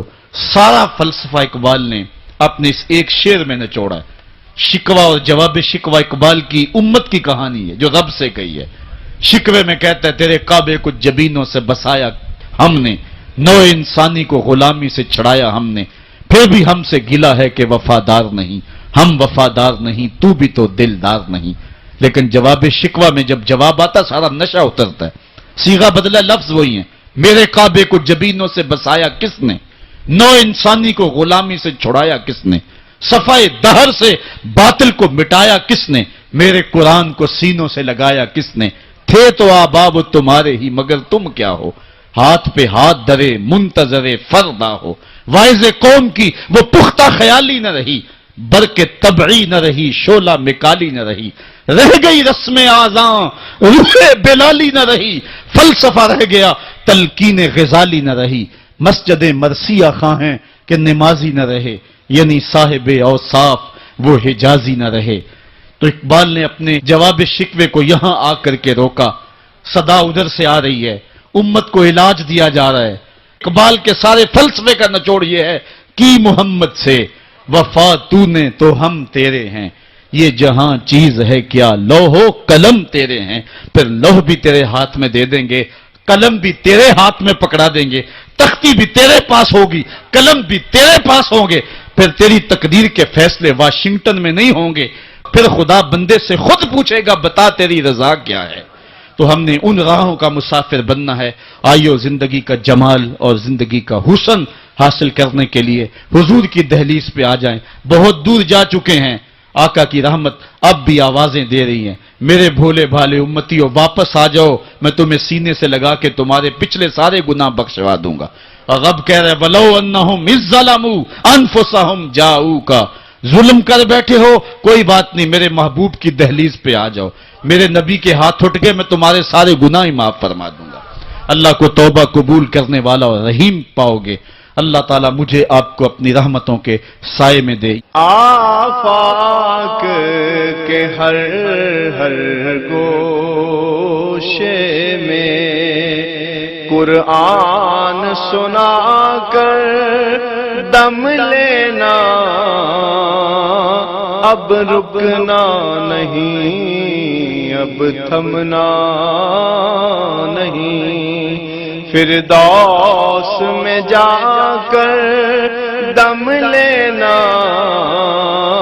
آفاق کے ہر ہر گوشے میں قرآن سنا کر دم لینا، اب رکنا نہیں، اب تھمنا۔ جو خالق کائنات بھی ہے اور مالک شہنشاہات بھی، اللہ جل وعلا کی حمد و ثنا کے بعد حضور نبی اکرم شفیع امم رسول محتشم نبی مکرم اللہ کے پیارے امت کے سہارے رب کے محبوب دانائے غیوب مالک رقاب امم فخر عرب و عجم والی کون و مکان سیاہ لا مکان سید انس و جاں سرور لالا رخاں نیر تاباں سر نشین مہوشاں ماہ خوباں شہنشاہ حسینہ تتمہ دوراں سر خیل زہرہ جمالاں جلوہ صبح ازل نور ذات لم یزل باعث تکوین عالم فخر آدم و بنی آدم نیر بطحا رازدار ما اوہا شاہد ما طغا صاحب علم نشرہ معصوم آمنہ احمد مجتبیٰ حضرت محمد مصطفیٰ صلی اللہ علیہ وسلم کے حضور ناس میں اپنی عقیدتوں ارادتوں اور محبتوں کا خراج پیش کرنے کے بعد واجب الاحترام ذوی الاحتشام برادران اسلام السلام علیکم ورحمۃ اللہ وبرکاتہ۔ سورۃ المطففین پر آج کی اس نشست میں کچھ باتیں آپ کے گوش گزار کی جائیں گی۔ یہ 36 آیات پر مشتمل قرآن مجید کی مکی صورت ہے، اور مکۃ المکرمہ میں سب سے آخر میں جو صورت نازل ہوئی وہ یہی صورت تھی۔ اس کے بعد حضور مدینہ ہجرت فرما گئے، اور اہل مدینہ کو نزول قرآن کا جو مکہ میں سب سے آخر میں جو تحفہ پہنچا تھا وہ سورۃ المطففین کی صورت میں تھا۔ مدینے کے لوگ جب حضور تشریف لے گئے تو وہ ناپ تول میں کمی بیشی کرتے تھے، تو حضور علیہ السلام نے جا کے جب اس صورت کی تلاوت کی تو انہوں نے ناپ تول کی کمی کو چھوڑ دیا۔ امام قرطبی الجامع لاحکام القرآن کے اندر لکھتے ہیں کہ اس دن سے لے کر آج تک اہل مدینہ نے کبھی بھی ناپ تول میں کمی نہیں کی ہے۔ جب یہ صورت نازل ہوئی تو اس دن سے لے کر آج تک کبھی بھی ایسا نہیں ہوا کہ اہل مدینہ نے اس بات میں کوتاہی کی ہو۔ تو یہ ابو جہینہ ایک شخص تھا جس کا نام عمر تھا، اس کے پاس 2 سا تھے، پیمانے 2 تھے، ایک سے مال لیتا تھا اور ایک سے دیتا تھا۔ جس سے وہ لیتا تھا وہ پورا تھا، اور جس سے پھر آگے دیتا تھا اس میں کمی اس نے کی ہوئی تھی۔ تو اللہ تعالیٰ جل شانہ نے یہ صورت نازل فرمائی کہ ویل للمطففین، خرابی ہے کم تولنے والوں کے لیے، الذین اذا اکتالوا علی الناس یستوفون، وہ جب اوروں سے ماپ لیں تو پورا لیں، وَإِذَا قَالُوهُمْ أَوْ وَزَنُوهُمْ يُخْسِرُونَ، اور جب انہیں ماپ تول کر دیں تو کم کر دیں۔ یہ چونکہ یہودی یہاں آباد تھے اور ان میں یہ بہت زیادہ کوتاہی پائی جاتی تھی، اور ان کی دیکھا دیکھی جو باقی لوگ تھے وہ بھی اس کو عیب نہیں سمجھتے تھے۔ جب کوئی گناہ معاشرے کے اندر بہت زیادہ پھیل جاتا ہے تو بعض بات ایسا ہوتا ہے کہ معاشرے کے لوگ اس گناہ کو بھی گناہ نہیں سمجھتے، اس برائی کو بھی فن قرار دے دیتے، جس طرح کہ موجودہ تجارت کے اندر کئی ایسی قباحتیں موجود ہیں جس کو لوگ سمجھداری اور دانائی اور فن اور اس کام کا اسلوب قرار دیتے ہیں، جبکہ وہ شریعت کے ضابطوں کے بالکل برعکس چیزیں ہیں۔ تو اس دور کے اندر یہ کمی بیشی ناپ تول کے اندر اس حد تک بڑھ گئی تھی کہ انہوں نے اس کو فن قرار دے دیا ہوا تھا۔ لیکن جب قرآن مجید کی یہ صورت نازل ہوئی تو اس وقت سے لے کر آج تک اہل مدینہ نے ناپ تول میں کمی بیشی نہیں کی۔ ویسے صحابہ کی عادت تھی، مزاج تھا صحابہ کا، جب وہ 10 آیتیں تلاوت کرتے تھے تو اگلی 10 آیتیں تب تلاوت کرتے تھے جب پہلی 10 پہ عمل کر لیتے تھے، یہ ان کا مزاج تھا۔ اور مدینہ شریف میں جو قرآن اترتا گیا مزاج میں راسخ ہوتا گیا۔ امام سمہودی نے وفاء الوفا میں لکھا ہے، حضرت عائشہ صدیقہ رضی اللہ تعالی عنہ سے مروی روایت فرماتی ہیں کہ اللہ کے جتنے بھی شہر ہیں یہ تلواروں سے فتح ہوئے، لیکن مدینہ قرآن سے فتح ہوا تھا۔ تو ان کی یہ خصلت بد تھی کہ وہ ناپ تول میں کمی کرتے تھے، تو فرمایا ویل للمطففین، کم تولنے والوں کے لیے خرابی ہے۔ ویسے ویل جہنم کی ایک وادی بھی ہے، ان کو اس وادی کا کہا گیا کہ تمہارے لیے وہ وادی ہے جو ناپ تول میں کمی کرتے ہیں، جب لوگوں سے لیتے ہیں تو پورا لیتے ہیں اور جب لوگوں کو دیتے ہیں تو اس میں کمی کرتے ہیں۔ اور ایک روایت حضرت عبداللہ ابن عباس رضی اللہ تعالیٰ عنہ سے مروی ہے کہ جب کسی قوم میں عہد توڑنے کی عادت پڑ جاتی تو اللہ تعالیٰ ان پر ان کے دشمن کو مسلط کر دیتا ہے، جس کو وہ پسند نہیں کرتے وہ ان کے اوپر مسلط کر دیا جاتا ہے۔ اس وقت پوری دنیا کے اوپر مسلم امہ جس جبر اور ظلم کی چکی میں پس رہی ہے، اور جو ہمارے حالات ہیں، اور وہ ناپاک بوٹ جن کی چاپ اب وطن کے شمالی علاقوں میں گونج رہی ہے، تو ہم اس حوالے سے دیکھیں کہ ہماری عہد شکنی کا نتیجہ تو نہیں ہے۔ اور یہ حضرت عبداللہ ابن عباس نے حضور سے اس حدیث کو روایت کیا کہ جب کوئی قوم 5 کام کرتی ہے تو 5 عذاب ان کے اوپر مسلط ہوتے ہیں، 5 کے بدلے میں 5 چیزیں ان کے اوپر مسلط ہوتی ہیں۔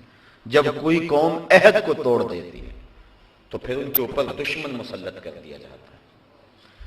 وعدہ خلافی، عہد کو توڑنا کیا ہمارے مزاج میں راسخ نہیں ہو چکا ہے؟ اس کی تو ہم پرواہ نہیں کرتے ہیں، جبکہ اللہ کے محبوب علیہ السلام نے ایک شخص سے عہد کر لیا کہ میں یہیں کھڑا ہوں تمہارے آنے تک، تو وہ بھول گیا لیکن حضور کھڑے، 3 دن تک وہیں کھڑے رہے، اور جب 3 دن کے بعد وہ پلٹ کے آیا تو اس نے حضور کو دیکھا تو سخت شرمسار ہوا اور نادم ہوا۔ صرف نماز کے لیے اور قضاء حاجت کے لیے جاتے تھے، پھر آ کے وہیں کھڑے ہو جاتے کہ میں نے وعدہ کیا ہوا تیرے آنے تک کھڑا رہوں گا۔ تو جب وہ آیا تو حضور نے فرمایا یار تو نے بڑی مشقت میں ڈال دیا مجھے، صرف اتنی بات کہی، تو نے مجھے بڑی مشقت میں ڈال دیا۔ تو وہی کھڑے ہیں، عہد کیا ہے اور پھر عہد کو توڑا نہیں ہے، اور اس کے لیے 3 دن تک وہی کھڑے رہے۔ میں اور آپ ذرا اس حدیث کی روشنی میں اپنے وعدے، اپنے عہد اور لوگوں کے ساتھ ہم نے جو وعدے کیے ہیں، جس شخص کو بھی پوچھے نا کاروبار جو کرتا ہے، جناب کیا حال ہے کاروبار کا، وہ کہتا ہے جو پیسے لے لیتا پھر وہ دینے کا نام ہی نہیں لیتا، وہ تو دعا کرتا ہے کہ ہم ماری جائیں۔ اور بالخصوص وعدے کے حوالے سے تو کوئی شخص بھی وعدے پہ اس دور کے اندر کوئی شاذ و نادر شخص ہوگا جو وعدے پہ پورا اترنے کا مزاج رکھتا ہے۔ میں یہ نہیں کہتا کہ ہیں نہیں، لوگ ہیں آج بھی، لیکن بہت تھوڑی تعداد رہ گئی۔ تو جب عہد کوئی قوم توڑتی ہے تو اس کی سزا کیا ملتی ہے کہ دشمن ان کے اوپر مسلط کر دیے جاتے ہیں۔ دوسری بات،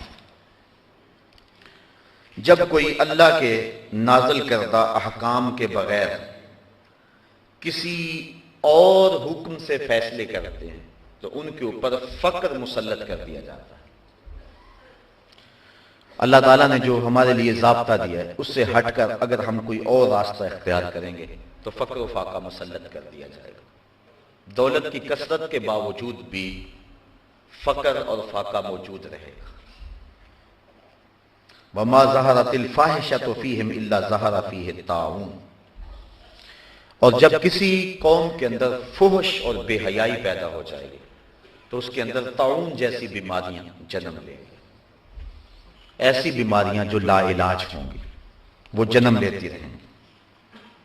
اور جب کسی قوم کے اندر ناپ تول میں کمی آ جاتی ہے تو زمین کے جو سبزے ہیں اللہ تعالیٰ ان کو روک لیتا ہے، اور جب کوئی قوم زکوٰۃ دینا چھوڑ دیتی ہے تو اللہ تعالیٰ ان سے بارش کو روک لیتا ہے۔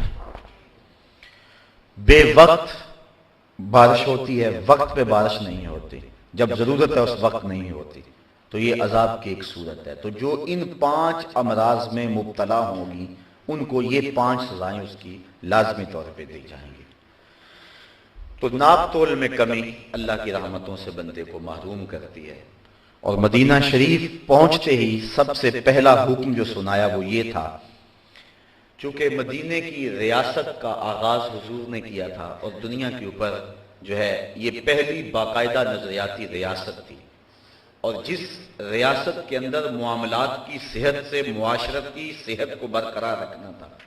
اس لیے اگر دیانت اور صداقت کسی قوم میں پائی جائے تو اس قوم کے اندر بہتری آ جاتی ہے، اور ظلم پایا جائے تو بہتری نہیں آتی. بلکہ ایک عربی کا مقولہ ہے کہ الملک یدوم بالکفر ولا یدوم بالظلم.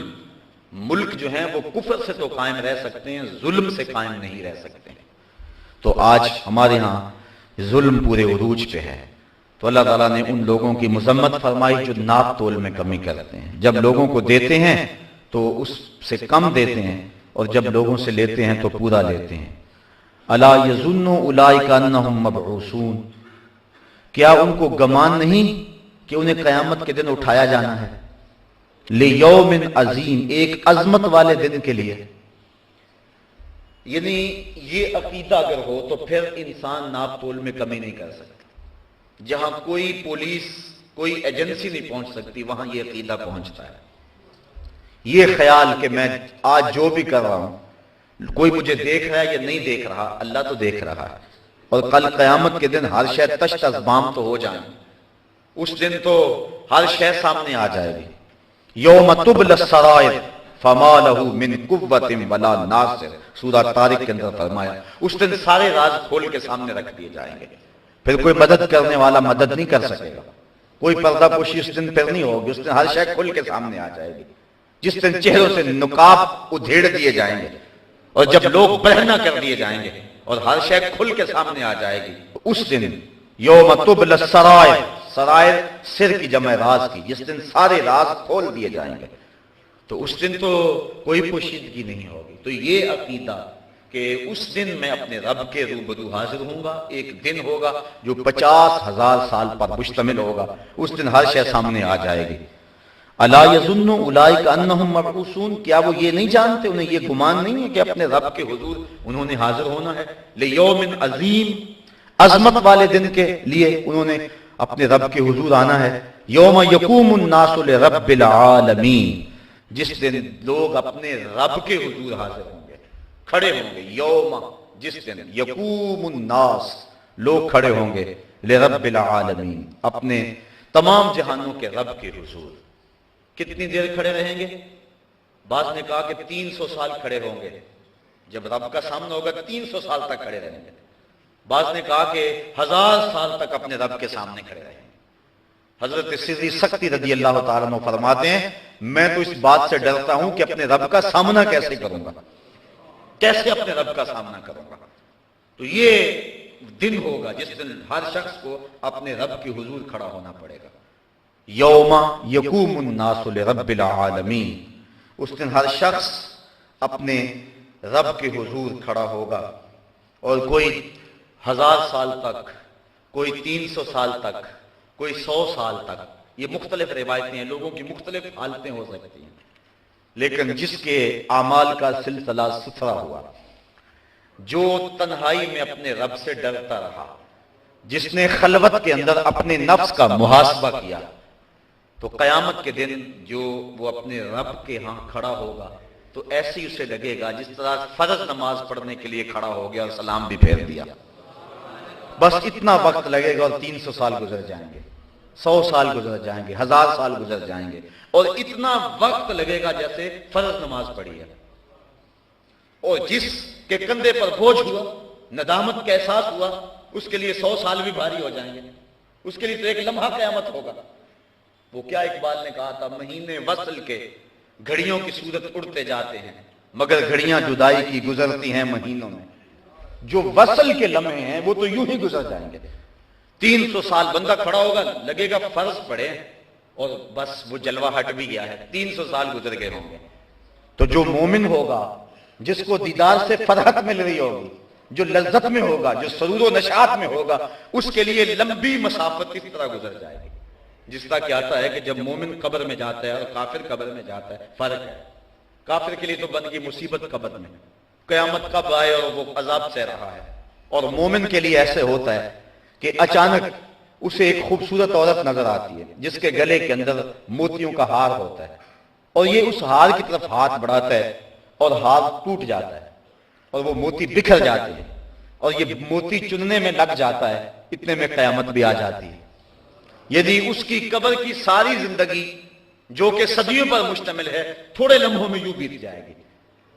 اور اسی طرح جو اللہ کے حضور لوگ کھڑے ہوں گے تو 300 سال، 1000 سال یا 100 سال، بہرحال جتنا بھی طویل عرصہ ہوگا، جو اس کے دیدار کے طالب ہوں گے، جن کا کھاتا صاف ہوگا، جن کو نیکیوں کا نور نصیب ہو چکا ہوگا، جن کی آنکھ میں شوق دیدار ہوگا، تو اتنی لمبی مسافت 2 لمحوں میں گزر جائے گی۔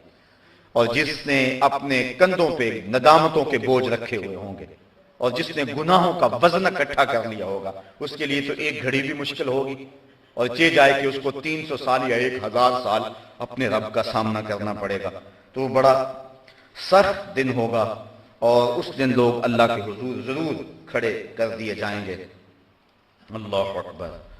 آگے فرمایا کلا ان کتاب الفجار لفی سجین، بے شک کافروں کا لکھا ہوا سجین میں رکھ دیا جائے گا۔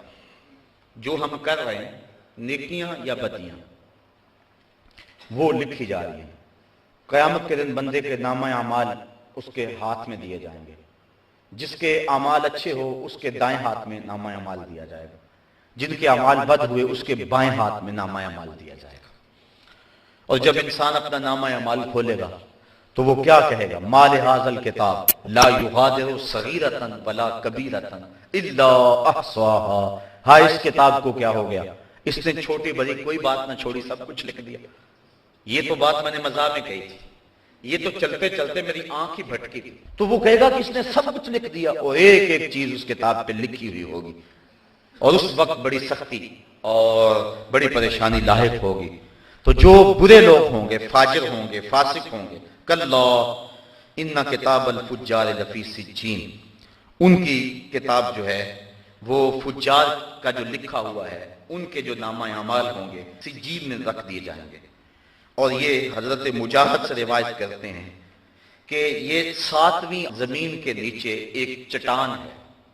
اور ایک اور روایت جس کو حضرت کعب نے روایت کیا ہے وہ یہ ہے کہ یہ 7ویں زمین کے نیچے ایک کالے رنگ کی چٹان ہے جس کے اندر ان لوگوں کے اعمال نامے رکھے جائیں گے۔ اب محفوظ ہو رہے ہیں، جو بروں کے اعمال نامے وہ بھی محفوظ ہو رہے ہیں، جو اچھوں کے اعمال نامے ہیں وہ بھی محفوظ ہو رہے ہیں۔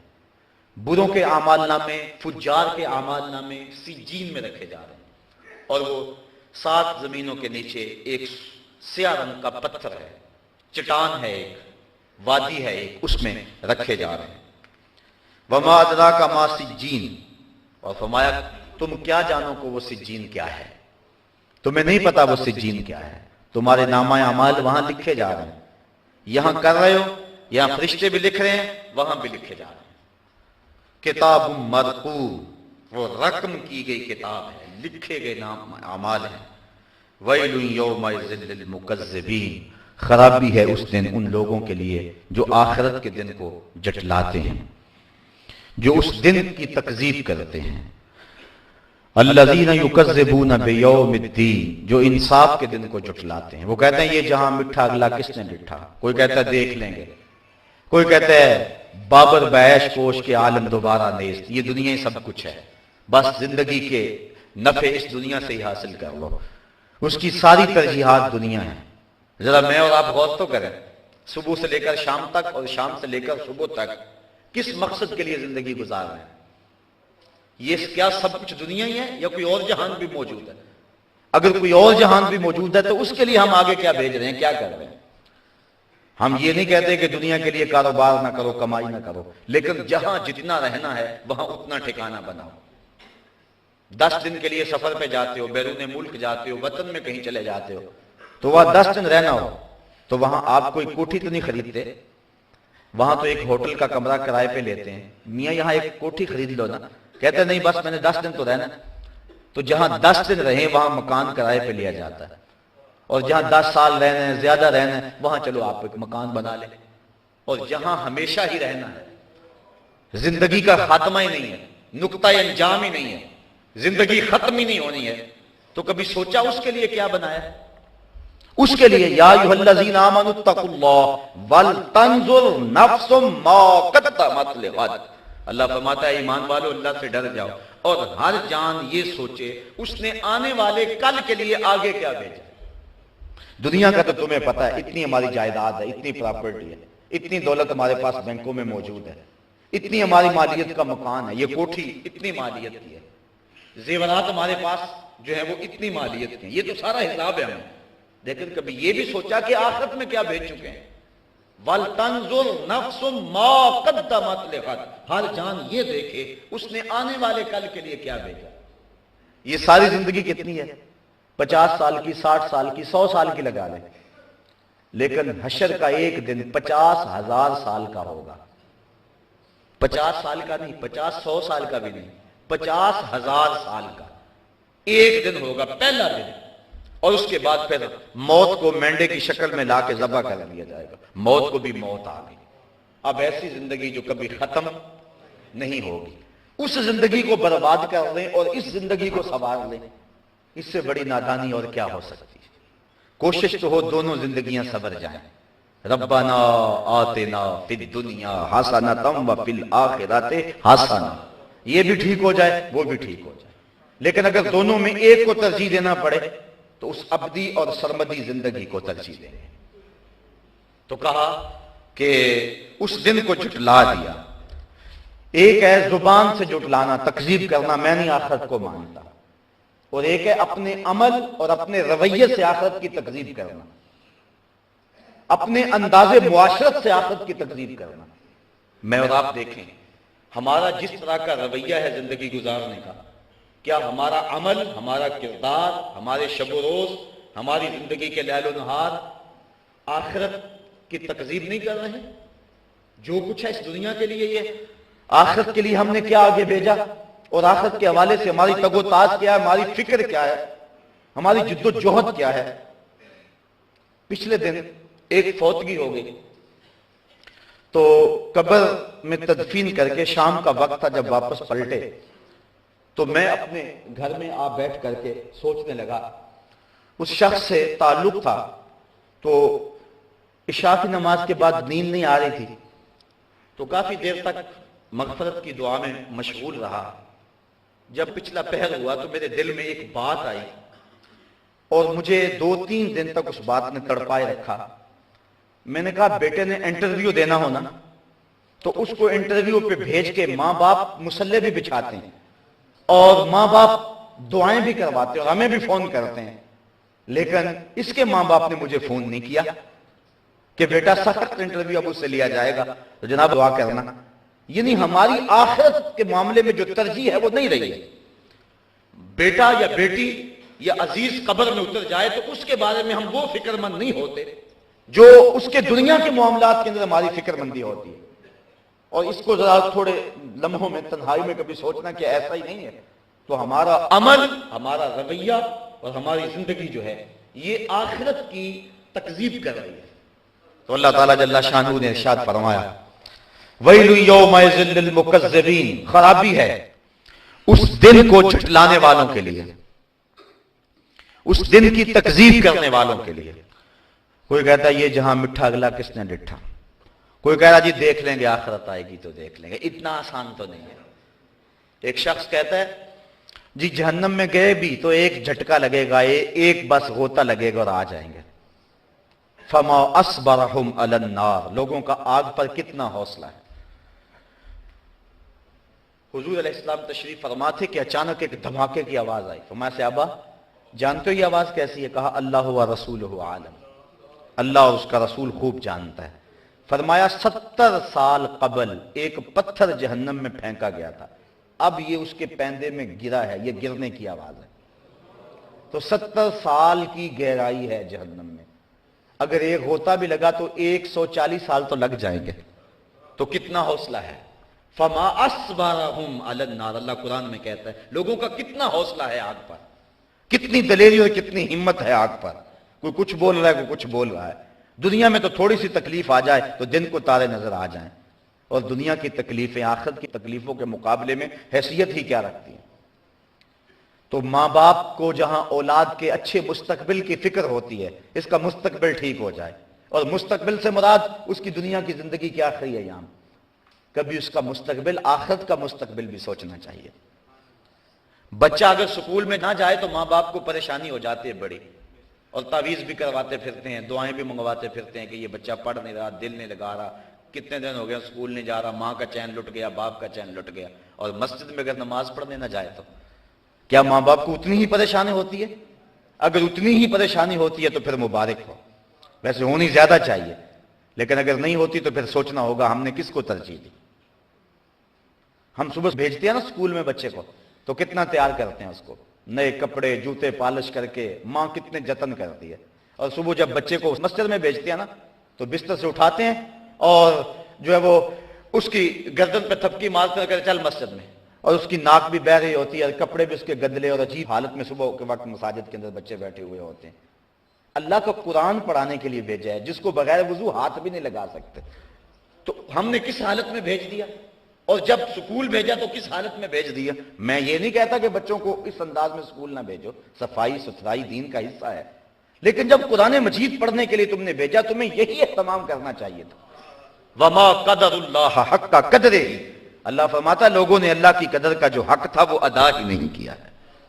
جو ماں باپ جتنی اہمیت دیں گے اس حساب سے بچوں کے ذہن میں وہ چیز بیٹھے گی. تو فرمایا وما ادراکا ما سجین کتاب مرقوم ویل یومئذ للمکذبین الذین یکذبون بیوم الدین وما یکذب بہ الا کل معتد اثیم. اور آخرت کو وہی جھٹلائے گا جو سرکش اور گناہگار ہوگا، جس کے سینے میں خوف خدا کی چنگاری موجود ہوگی، وہ آخرت کی قولاً عملاً کبھی بھی تکذیب نہیں کرے گا. اس کی زندگی کا سب سے اہم مسئلہ یہ ہوگا. بخاری شریف کتاب الایمان کی روایت ہے، ایک تابعی کہتے ہیں میں 30 صحابہ سے ملا ہوں اور میں نے 30 صحابہ میں ایک کو بھی نہیں دیکھا جو ایمان کے بارے میں فکر مند نہ ہو. 30 صحابہ میں ہر بندہ فکر مند تھا ہمارا خاتمہ ایمان پہ ہو جائے، ہمارا خاتمہ ایمان پہ ہو جائے. جب بھی بات ہوتی خاتمہ ایمان کی بات ہوتی. حضرت سعید بن المسیب 80 سال عمر ہے، زندگی و موت کی کشمکش ہے. لوگ حال پوچھنے آئے، کہا سعید بن المسیب کیا حال ہے؟ ہم سے اگر کوئی حال پوچھنا کیا حال ہے تو ہم یہی کہیں گے ٹھیک ہے، صحت ٹھیک ہے، کاروبار ٹھیک ہے، یہی حال ہمارا حال کا مفہوم ہی ہے. لیکن حضرت سعید بن المسیب سے پوچھا کیا حال ہے؟ کہا اللہ کا شکر ہے، شیطان جس روپ میں آئے میرا کچھ نہیں بگاڑ سکتا، لیکن اگر عورت کے روپ میں آئے تو میں کچھ کہہ نہیں سکتا. 80 سال کی عمر میں کہہ رہے ہیں. انہیں اس وقت بھی فکر لگی ہوئی ہے کہیں شیطان اس راستے نہ آ جائے، اور انہیں اپنے حال کی صحت جو ہے کہ میرا حال ٹھیک ہے، بیمار ہیں، پوچھنے والے کہتے ہیں کیا حال ہے؟ کہا اللہ کا شکر ہے کہ شیطان کا ہر راستہ میں نے روک دیا ہوا اللہ کی توفیق سے. حضرت سری سکتی کا جب بیٹا فوت ہو گیا، تدفین میں تجہیز و تکفین میں ایک نماز بھی فوت ہو گئی، اور لوگ آپ کو افسوس کرنے آ رہے تھے. آپ نے شام کے وقت اٹھتے ہوئے کہا کتنا عجیب دور آ گیا، میرا بیٹا فوت ہوا، سارا شہر افسوس کے لیے آیا، اور میری نماز فوت ہوئی کسی ایک نے بھی نہیں پوچھا. تو یہ فکر والی باتیں ہیں. تو کہا وما یکذب بہ الا کل معتد اثیم، اور اسے نہ جھٹلائے گا مگر ہر سرکش آدمی. اذا تتلی علیہ آیاتنا قال اساطیر الاولین، جب اس کے سامنے یہ آیتیں پڑھی جاتی ہیں وہ کہتا ہے یہ پچھلوں کی قصے کہانیاں ہیں. قرآن بھی اس کے من میں جو ہے وہ زیر و بم پیدا نہیں کرتا، قرآن کی آیتیں بھی اس کے اندر روشنی پیدا نہیں کرتی، وہ اتنا اس کا دل جو ہے وہ سیاہ ہو گیا ہے. اور یہ کیوں کہتا ہے کہ یہ پچھلوں کی کہانی ہے؟ یہ قولن کہے یا عملن کہے. کلا بل ران علی قلوبہم ما کانوا یکسبون، کلا بل کوئی نہیں بلکہ ران علی قلوبہم اس کے دل پر زنگ چڑھا دیا گیا ہے، زنگ چڑھ گیا ہے. ما کانوا یکسبون، اللہ تعالیٰ نے زنگ نہیں چڑھایا، اس کی کرتوتوں کی وجہ سے زنگ چڑھ گیا. دنیا میں انحماق کی وجہ سے زنگ چڑھ گیا، گناہوں کی کثرت کی وجہ سے زنگ چڑھ گیا. اور ایک حدیث میں آتا ہے جب کوئی شخص گناہ کرتا ہے تو اس کے دل کے اوپر ایک سیاہ نقطہ پڑتا ہے، اگر وہ توبہ کر لے دل صاف ہو جاتا ہے، لیکن اگر وہ توبہ نہیں کرتا، گناہ پہ پھر گناہ کرتا ہے تو ایک نقطہ اور ساتھ لگ جاتا ہے، پھر گناہ کرتا ہے تیسرا نقطہ لگ جاتا ہے، حتیٰ کہ اس کا پورا دل سیاہ ہو جاتا ہے۔ اور جب پورا دل سیاہ ہو جائے تو پھر کوئی نیا گناہ کا نقطہ لگنے سے اسے محسوس ہی نہیں ہوتا۔ چٹا لباس ہو، ایک بھی کالا داغ لگ جائے تو پریشانی ہوتی ہے، اور جب سارا لباس ہی داغ داغ ہو جائے تو پھر کوئی نیا داغ اس کو محسوس ہی نہیں ہوگا۔ اور دوسری مثال سے یوں سمجھایا گیا، فرمایا کہ جب کوئی شخص گناہ کرتا ہے تو اس کے دل کے برتن میں سوئی کے ناکے کے برابر سوراخ ہو جاتا ہے، اور اگر وہ توبہ کرتا ہے تو وہ بند ہو جاتا ہے، اور نہیں تو پھر اس کے ساتھ تھوڑا سا اور سوراخ بڑھ جاتا ہے، حتیٰ کہ گناہ کرتا رہتا ہے اور سوراخ ہوتے رہتے ہیں۔ پھر اس کے دل کی مثال غربال کی طرح ہو جاتی ہے۔ غربال کہتے ہیں چھاننی کو، جس کے پورے پیندے کے اندر سوراخ ہوتے ہیں۔ جب اس کا دل چھاننی بن جاتا ہے تو قرآن کی آیتیں ہوں، احادیث رسول ہوں، نصیحت کرنے والوں کی نصیحت ہو، کچھ بھی ہو، اٹھتے ہوئے جنازے ہوں، پھیلی ہوئی قبریں ہوں، عبرت کے ہزاروں نشان ہوں، لیکن جس طرح چھاننی کے اندر جتنا مرضی پانی ڈالو ایک قطرہ بھی نہیں ٹھہرتا، اس کے دل کے اندر کوئی شے بھی نہیں ٹھہرتی۔ سارا قرآن بھی پڑھ کے سنا دو، اس کو ایک قطرہ بھی نصیب نہیں ہوتا، کیونکہ اس کا دل چھاننی کی طرح ہو جاتا ہے اور اس کے دل میں کوئی شے نہیں ٹھہرتی۔ یا تو اس چادر کی طرح ہو جاتا ہے جس کے اوپر سیاہیاں ہی مل دی جائیں، اب کوئی نئی سیاہی پریشانی کا باعث نہیں ہوگی۔ ہم جب پیدا ہوئے تھے تو ہم ناپاک پیدا نہیں ہوئے تھے، ہمارا دل پاک تھا، گناہ کا کوئی داغ ہماری ضمیر پہ نہیں تھا۔ نفس پلیت پلیت چا کیتا، اسی آپ پلیت تا ناسے، یعنی نفس نے میں پلیت کیا، ہم خود پلیت تو نہیں تھے۔ میاں صاحب فرماتے ہیں چٹی چادر عملہ والی تے داغ نہ لامی جڑیاں، پھر نہ آکھیں حشر دہاڑے حال ربا کی بنیاں۔ یہ سفید چادر ہے، اس کے اوپر اگر گناہ کا داغ لگتا چلا جائے گا دل سیاہ ہو جائے گا، اور جب دل سیاہ ہو گیا تو پھر حق اور باطل کی تمیز نہیں رہے گی۔ امام غزالی نے احیاء کے اندر ایک روایت نقل کی ہے کہ جب کوئی شخص گناہ کرتا ہے اور وہ مومن ہے تو اس کی کیفیت ایسے ہوتی ہے جس طرح پہاڑ کے نیچے آ گیا، ابھی گر نہ جائے اور یہ کچلا نہ جائے، اور جلدی جلدی وہ توبہ کرتا ہے، بے چین ہو جاتا ہے، مضطرب ہو جاتا ہے۔ گناہ کر گیا، نماز چھٹ گئی، گناہ ہو گیا، کسی کا دل دکھا بیٹھا، اذیت دے بیٹھا کسی کو، کوئی ملاوٹ حرام کی کر بیٹھا، کوئی مسئلہ بن گیا، بس اس کا دل بے چین ہے، بے تاب ہے۔ یہ مومن کی شان ہے۔ اور منافق کی یہ کیفیت ہے، جب گناہ کرتا ہے تو سمجھتا ہے کہ بدن کے اوپر مکھی بیٹھی تھی اور میں نے اس کو اڑا دیا۔ اب میں اور آپ ذرا دیکھیں کہ ہماری کیفیت کیا ہے گناہ کرنے کے بعد۔ اگر ایسا ہے کہ ہم محسوس کرتے ہیں کہ احد پہاڑ کے نیچے آ گئے تو پھر تو مبارک ہو، اور اگر گناہ کرنے کے بعد بھی احساس گناہ نہیں ہوتا تو پھر مجھے اور آپ کو فکر کرنی چاہیے۔ فرمایا کلا بل ران علی قلوبہم، بلکہ ان کے دلوں پر زنگ چڑھا دیا گیا، ما کانوا یکسبون، ان کی کرتوتوں کی وجہ سے، ان کے برے اعمال کی وجہ سے ان کے دلوں کے اوپر زنگ چڑھا دیا۔ اب اس زنگ کی وجہ سے انہیں حق اور باطل کی کوئی تمیز نہ رہی۔ آگے فرمایا کلا انہم عن ربہم یومئذ لمحجوبون، ایک تو یہ کہ ان کے دل پہ زنگ چڑھ گیا، دوسرا کل قیامت کے دن جب رب کے جلووں کی فراوانی ہوگی یہ لوگ اپنے رب کا دیدار نہیں پا سکیں گے۔ اللہ اکبر۔ کلا ہاں ہاں انہم عن ربہم، بے شک یہ اپنے رب سے، یومئذ اس دن، لمحجوبون، پردے میں ہوں گے، انہیں دیدار الہی نصیب نہیں ہوگا، ان کو اس کے جلوے نہیں ملیں گے، اور جس کو رب کا جلوہ اس دن بھی نہ ملا۔ ویسے تو اللہ نے قرآن میں فرمایا من کان فی ہذہ اعمی فہو فی الآخرۃ اعمی، جو اس دنیا میں اندھا رہا کل قیامت کے دن بھی اندھا ہی اٹھایا جائے گا۔ اس سے ان آنکھوں کی بے نوری مراد نہیں ہے، دل کی بے نوری مراد ہے۔ دل بینا بھی کر طلب خدا سے، کہ آنکھ کا نور دل کا نور نہیں ہے۔ اگر آج روشنی نہ ملی، آج مقصد زندگی حاصل نہ ہوا، جس چیز کے لیے اور جس مقصد کے لیے دنیا پہ آئے تھے وہ آج حاصل نہ ہوا تو کل بھی آنکھوں میں بے نوری ہوگی، کل بھی دل اندھا ہوگا۔ جو آج اس کا دیدار نہ پا سکا کل بھی نہ پا سکے گا۔ تو اس دن وہ اپنے رب سے پردے میں ہوں گے، حجاب میں ہوں گے، لمحجوبون، انہیں اپنے رب کا دیدار نصیب نہیں ہوگا۔ اللہ اکبر۔ محجوبون کا ترجمہ امام قرطبی کرتے ہیں ان کرامتہ و رحمتہ ممنوعون، اور حضرت قتادہ فرماتے ہیں ان اللہ لا ينظر الیہم برحمتہ ولا یزکیہم، کہ اللہ تعالیٰ ان کی طرف نظر رحمت سے نہیں دیکھے گا، ان کو ستھرا بھی نہیں کرے گا، ان کو پاک بھی نہیں کرے گا، اور رحمت کی نگاہ ان پہ نہیں کرے گا، اور نگاہ ہوگی بھی تو کہہ دو غضب کی نگاہ ہوگی ان کے اوپر۔ اللہ اکبر۔ ثم انہم لصال الجحیم، پھر ان کو ہانکا جائے گا جہنم کی طرف۔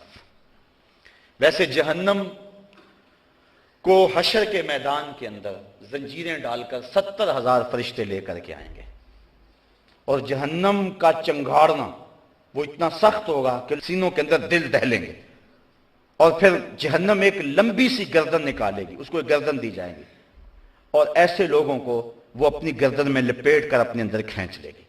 ایک تو طریقہ یہ ہوگا جہنم میں جانے کا، اور دوسرا طریقہ ان کو پیشانی کے بالوں سے اور پاؤں سے پکڑا جائے گا، جس طرح سورہ یاسین کے اندر بیان فرمایا گیا، تو پکڑ کے ان کو گھسیٹ کر کے جہنم میں لے جایا جائے گا انتہائی ذلت کے ساتھ۔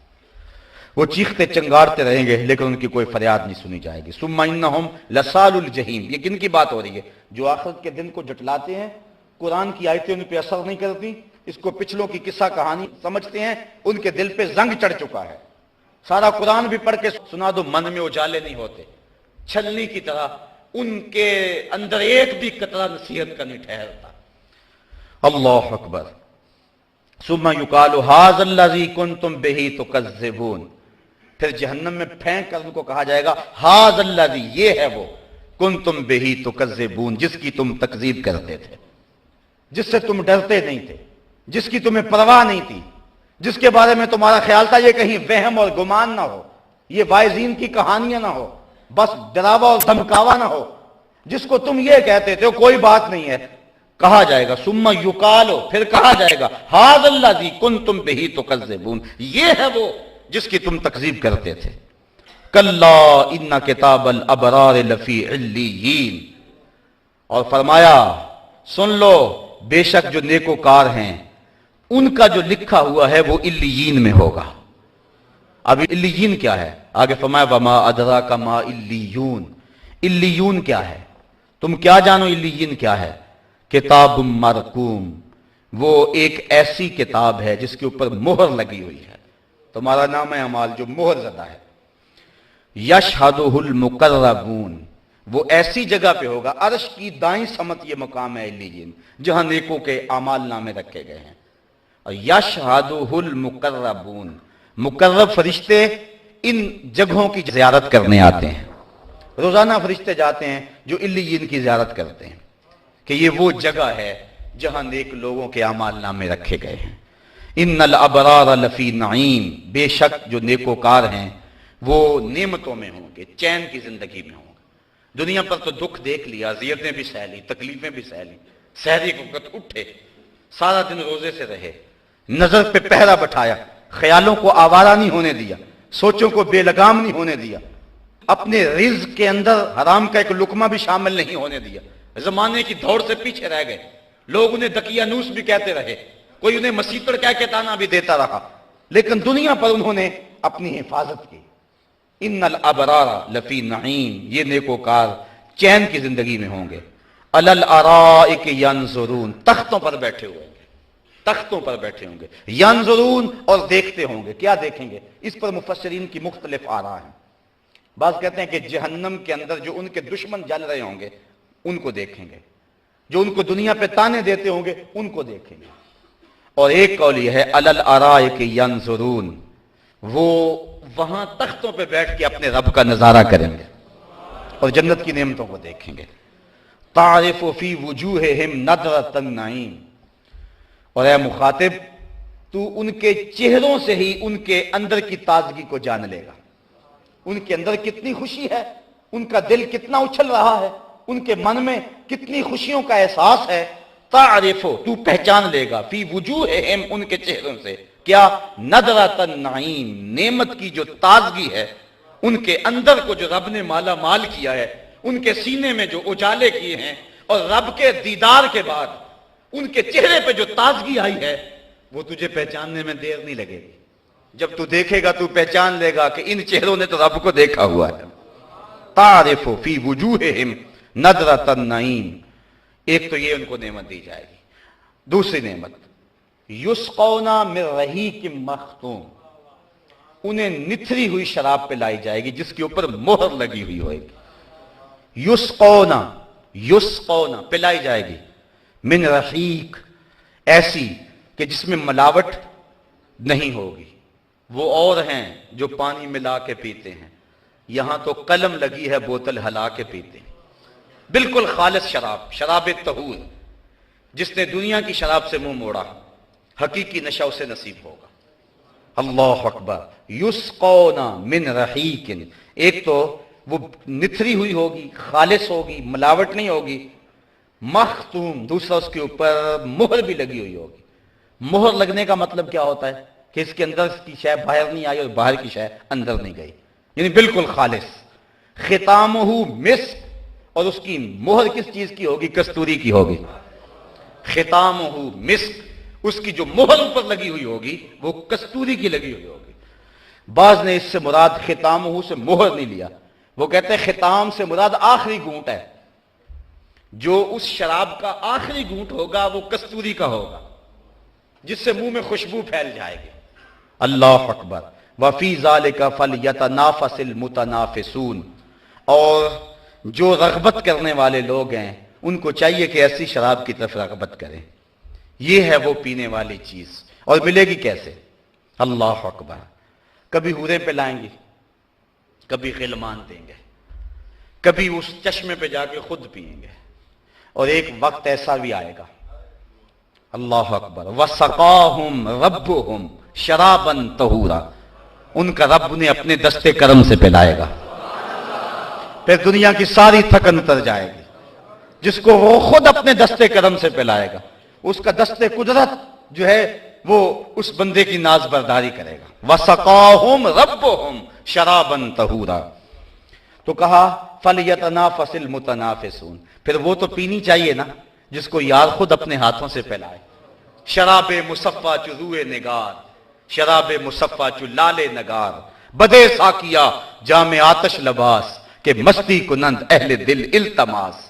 वो तो शराब पीने को फिर जी चाहेगा जिसको खुद वो दस्ते करम से पिलाएगा। व मिजाजुहु मिन तस्नीम, और उसके अंदर तस्नीम भी मिला हुआ होगा। एक और शराब का तज़किरा किया गया, व मिजाजुहु, और उसके अंदर आमेजिश होगी, इम्तिजाज होगा, मिन तस्नीम, तस्नीम का। और तस्नीम क्या है? एक स्पेशल चश्मा है जो जन्नत में खास लोगों को उस चश्मे तक जाने दिया जाएगा। तो उसके अंदर मलूनी होगी उस तस्नीम की। आई नहीं यशरबो बेहल मुकर्रबून, वो तस्नीम क्या है आगे बयान कर दिया। आई ना चश्मा है, यशरबो पिएंगे बेहा, जिस चश्मे से अल मुकर्रबून, जो बारगाहे रब के मुकर्रब होंगे, ये चश्मा सिर्फ उन्हीं को नसीब होगा। इन्नल्लज़ीना अजरमू कानू मिनल्लज़ीना आमनू यदहकून, और वो लोग जिन्होंने जुर्म किए, मुजरम थे, कानू मिनल्लज़ीना आमनू यदहकून, वो अहले ईमान से हंसते थे। इससे मुराद अबू जहल, इससे मुराद अबू लहब, इससे मुराद इमाम कुर्तुबी लिखते हैं वलीद बिन मुगीरा, और इस कबील के जो काफिर थे जो सहाबा को देखते, हजरत बिलाल हबशी को, हजरत जो है वो अम्मार इब्न यासर को, इस कबील के जब सहाबा को देखते तो ये हंसते और आवाजें कसते और अपनी आंखों से इशारे करते और कहते ये देखो इस्लाम के मानने वाले हैं। अल्लाह ताला इरशाद फरमाता है इन्नल्लज़ीना अजरमू, जिन्होंने जुर्म किए, कानू मिनल्लज़ीना आमनू यदहकून, वो अहले ईमान पे हंसते थे। वाइज़ा मर्रू बिहिम यतगामज़ून, और जब उनके करीब से गुजरते तो वो आंखों से इशारे करते, इन्हें देखो जरा, इन्हें देखो। अल्लाह अकबर। वाइज़न क़लबू इला अहलिहिम इनक़लबू फ़कीहीन, और जब अपने घर पलटते तो खुशियां करते हुए पलटते कि हमने इनको सताया है, मुसलमानों को दुख दिए हैं, तकलीफें पहुंचाई हैं। उमैया बिन खलफ ने क्या कुछ नहीं किया था, तपते हुए कोयलों पे हजरत बिलाल हबशी को लटाया, कभी गले में रस्सी डालकर ओबाशों के हाथों में दे दिया, इसे घसीटो मक्के के बाजारों में, कभी नोकीले पत्थरों पर आपको रखा और ऊपर से आपको खींचा, कभी कुछ किया। लेकिन बिलाल भी मुस्कुरा के कहते थे तू तुरश रू हो के गाली हजार दे, ये वो नशा ही नहीं जिसे तुरश ही उतार दे, तू जो करना है कर। किसी ने कहा बिलाल तुझे संगरेजों पे खींच रहे हैं और पत्थरों पे तुझे लिटा रहे हैं और रेत पे तुझे घसीट रहे हैं, कोयलों पे तुझे डाल रहे हैं और तुम अजीब आदमी हो, आगे से मुस्कुराते हो। तो हजरत बिलाल कहने लगे कोई कच्चा बर्तन भी खरीदे ना तो उसको खूब ठोंक बजा के देखता है کہ یہ کہیں خراب تو نہیں ہے، میرا رب مجھ کو خرید رہا ہے، مجھے دیکھ رہا ہے، کہیں یہ خراب تو نہیں ہے؟ اور بدنامی سے بڑھتا ہے محبت کا غم۔ کیا کیا دکھ نہ دیے، کیا کیا اذیتوں سے نہیں یہ لوگ گزرے۔ اللہ اکبر۔ ایسا بھی ہوا کہ ایک کی دونوں ٹانگوں کو اونٹوں کی پچھلی ٹانگوں سے باندھ دیا گیا، دونوں ٹانگیں مخالف سمت اونٹ کھڑے ہیں اور ٹانگوں کو باندھ دیا گیا، اور اونٹوں کو پھر دوڑنے کے لیے کہا گیا۔ جب اونٹوں کو ماری نا چابک اور یہ جسم لگا چرنے اور سرخ سرخ قطرے گرنے لگے، اب ظاہر ہر ایک کا خیال تھا کب چیخیں گے اور ہم ہنسیں گے، لیکن کیا ہوا، جس شخص کا بدن چل رہا تھا اور سرخ سرخ قطرے گر رہے تھے، اس نے کہا فزت برب الکعبہ، فزت برب الکعبہ، فزت برب الکعبہ، کعبے کے رب کی قسم میں تو زندگی کی بازی جیت گیا ہوں۔ جانا تو تھا اس دنیا سے، یہ کیا حسن ہوا، کیا خوبی ہوئی کہ یار کے نام پہ جا رہے۔ اللہ اکبر۔ عمار ابن یاسر کو آگ میں رکھ دیا گیا اور کافروں نے کہا کہ کوئی آرزو۔ اللہ اکبر۔ تو حضرت عمار ابن یاسر کہنے لگے کاش اس لمحے حضور کی زیارت نصیب ہو جائے۔ بندہ مٹ نہ جائے آقا پہ تو وہ بندہ کیا ہے، بے خبر ہو جو غلاموں سے وہ آقا کیا ہے۔ دور طیبہ سے جب بھی میں تڑپا کبھی، ان کو حالات کی سب خبر ہو گئے۔ حضرت عمار ابن یاسر کی آنکھوں میں آنسو آ گئے، ابھی حضور نہیں پہنچے، اور ان کو پکڑ کے آگ میں ڈال دیا گیا۔ کافر سمجھے ڈر گیا، تپتے ہوئے کوئلوں پہ۔ آگ میں جانا اتنا آسان کام تو نہیں ہے، آدمی کہہ تو لیتا ہے، لیکن جب عملاً اس مرحلے پہ پہنچتا ہے پھر پتہ چلتا ہے کتنا مشکل کام ہے۔ جب حضرت عمار ابن یاسر کو آگ میں ڈالا جنا، آنکھوں میں آنسو آ گئے۔ کافر سمجھے ڈر گیا ہے، کہا منحرف ہوتا ہے تجھے چھوڑ دیں؟ کہا تم کچھ اور سمجھے ہو، میں کسی اور کے لیے رو رہا ہوں۔ پھنسی جو دام میں بلبل تو لگی یوں کہنے، پھنسی جو دام میں بلبل تو لگی یوں کہنے، کرے گا قتل گر کیا ہے تو نے اسیر مجھے، کباب شمع کے شعلہ پہ کیجئے اے سیاد، کہ شکل گل نظر آئے دم اخیر مجھے۔ تھوڑا سا مشکل نہ ہو جائے، بلبل کو پکڑ لیا تھا نا شکاری نے، تو بلبل نے کہا کہ تو مجھے چھوڑے گا تو نہیں، نہ میں تجھے کہتی ہوں مجھے چھوڑ دے، تو میرا کباب تو تیار کرے گا، لیکن میری ایک آرزو ہے، جب میرا کباب تیار کرے مجھے کچی آگ پہ نہیں بھوننا، مجھے جلتے ہوئے شعلے پر میرا کباب تیار کرنا ہے۔ کیوں؟ اس لیے کہ میں بلبل ہوں، اور بلبل کی زندگی کا محبوب ترین چیز پھول ہے، اور پھول تو اب ہے نہیں، تو جب جلتا ہوا شعلہ سامنے آتا ہے تو لگتا پھول ہی ہے، تو مجھے جب روح نکل رہی ہو تو دم آخر رخ یار تو سامنے ہو۔ پھنسی جو دام میں بلبل تو لگی یوں کہنے، کرے گا قتل گر کیا ہے تو نے اسیر مجھے، کباب شمع کے شعلہ پہ کیجئے اے سیاد، کہ شکل گل نظر آئے دم اخیر مجھے۔ کہا میں اس آگ سے تو نہیں رو رہا، میں تو تڑپ رہا ہوں، شکل گل نظر آئے دم اخیر مجھے۔ بس یہ تڑپ تھی کہ حضور تشریف لے آئے، اور کافروں نے پکڑ کے حضرت عمار ابن یاسر کو اتنی دیر میں پھر آگ میں رکھ دیا۔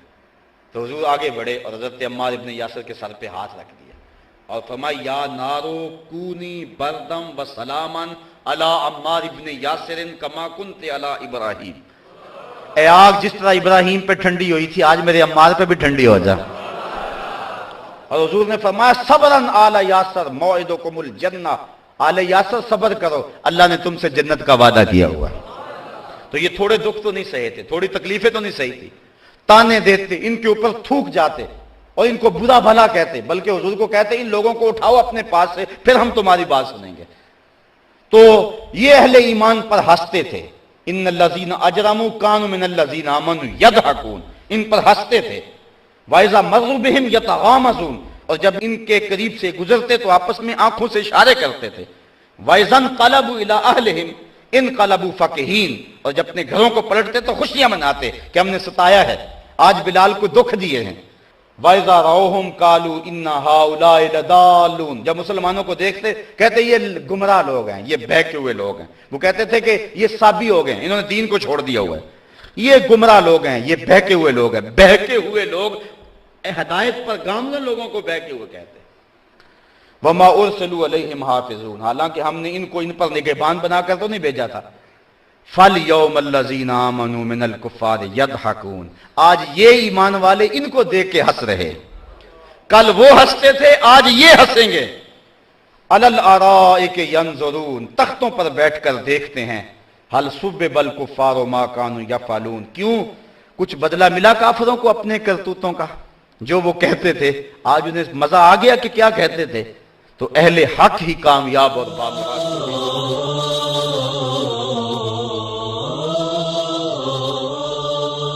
أخي المسلم، احرص على نشر هذه المادة، فالدال على الخير كفاعله.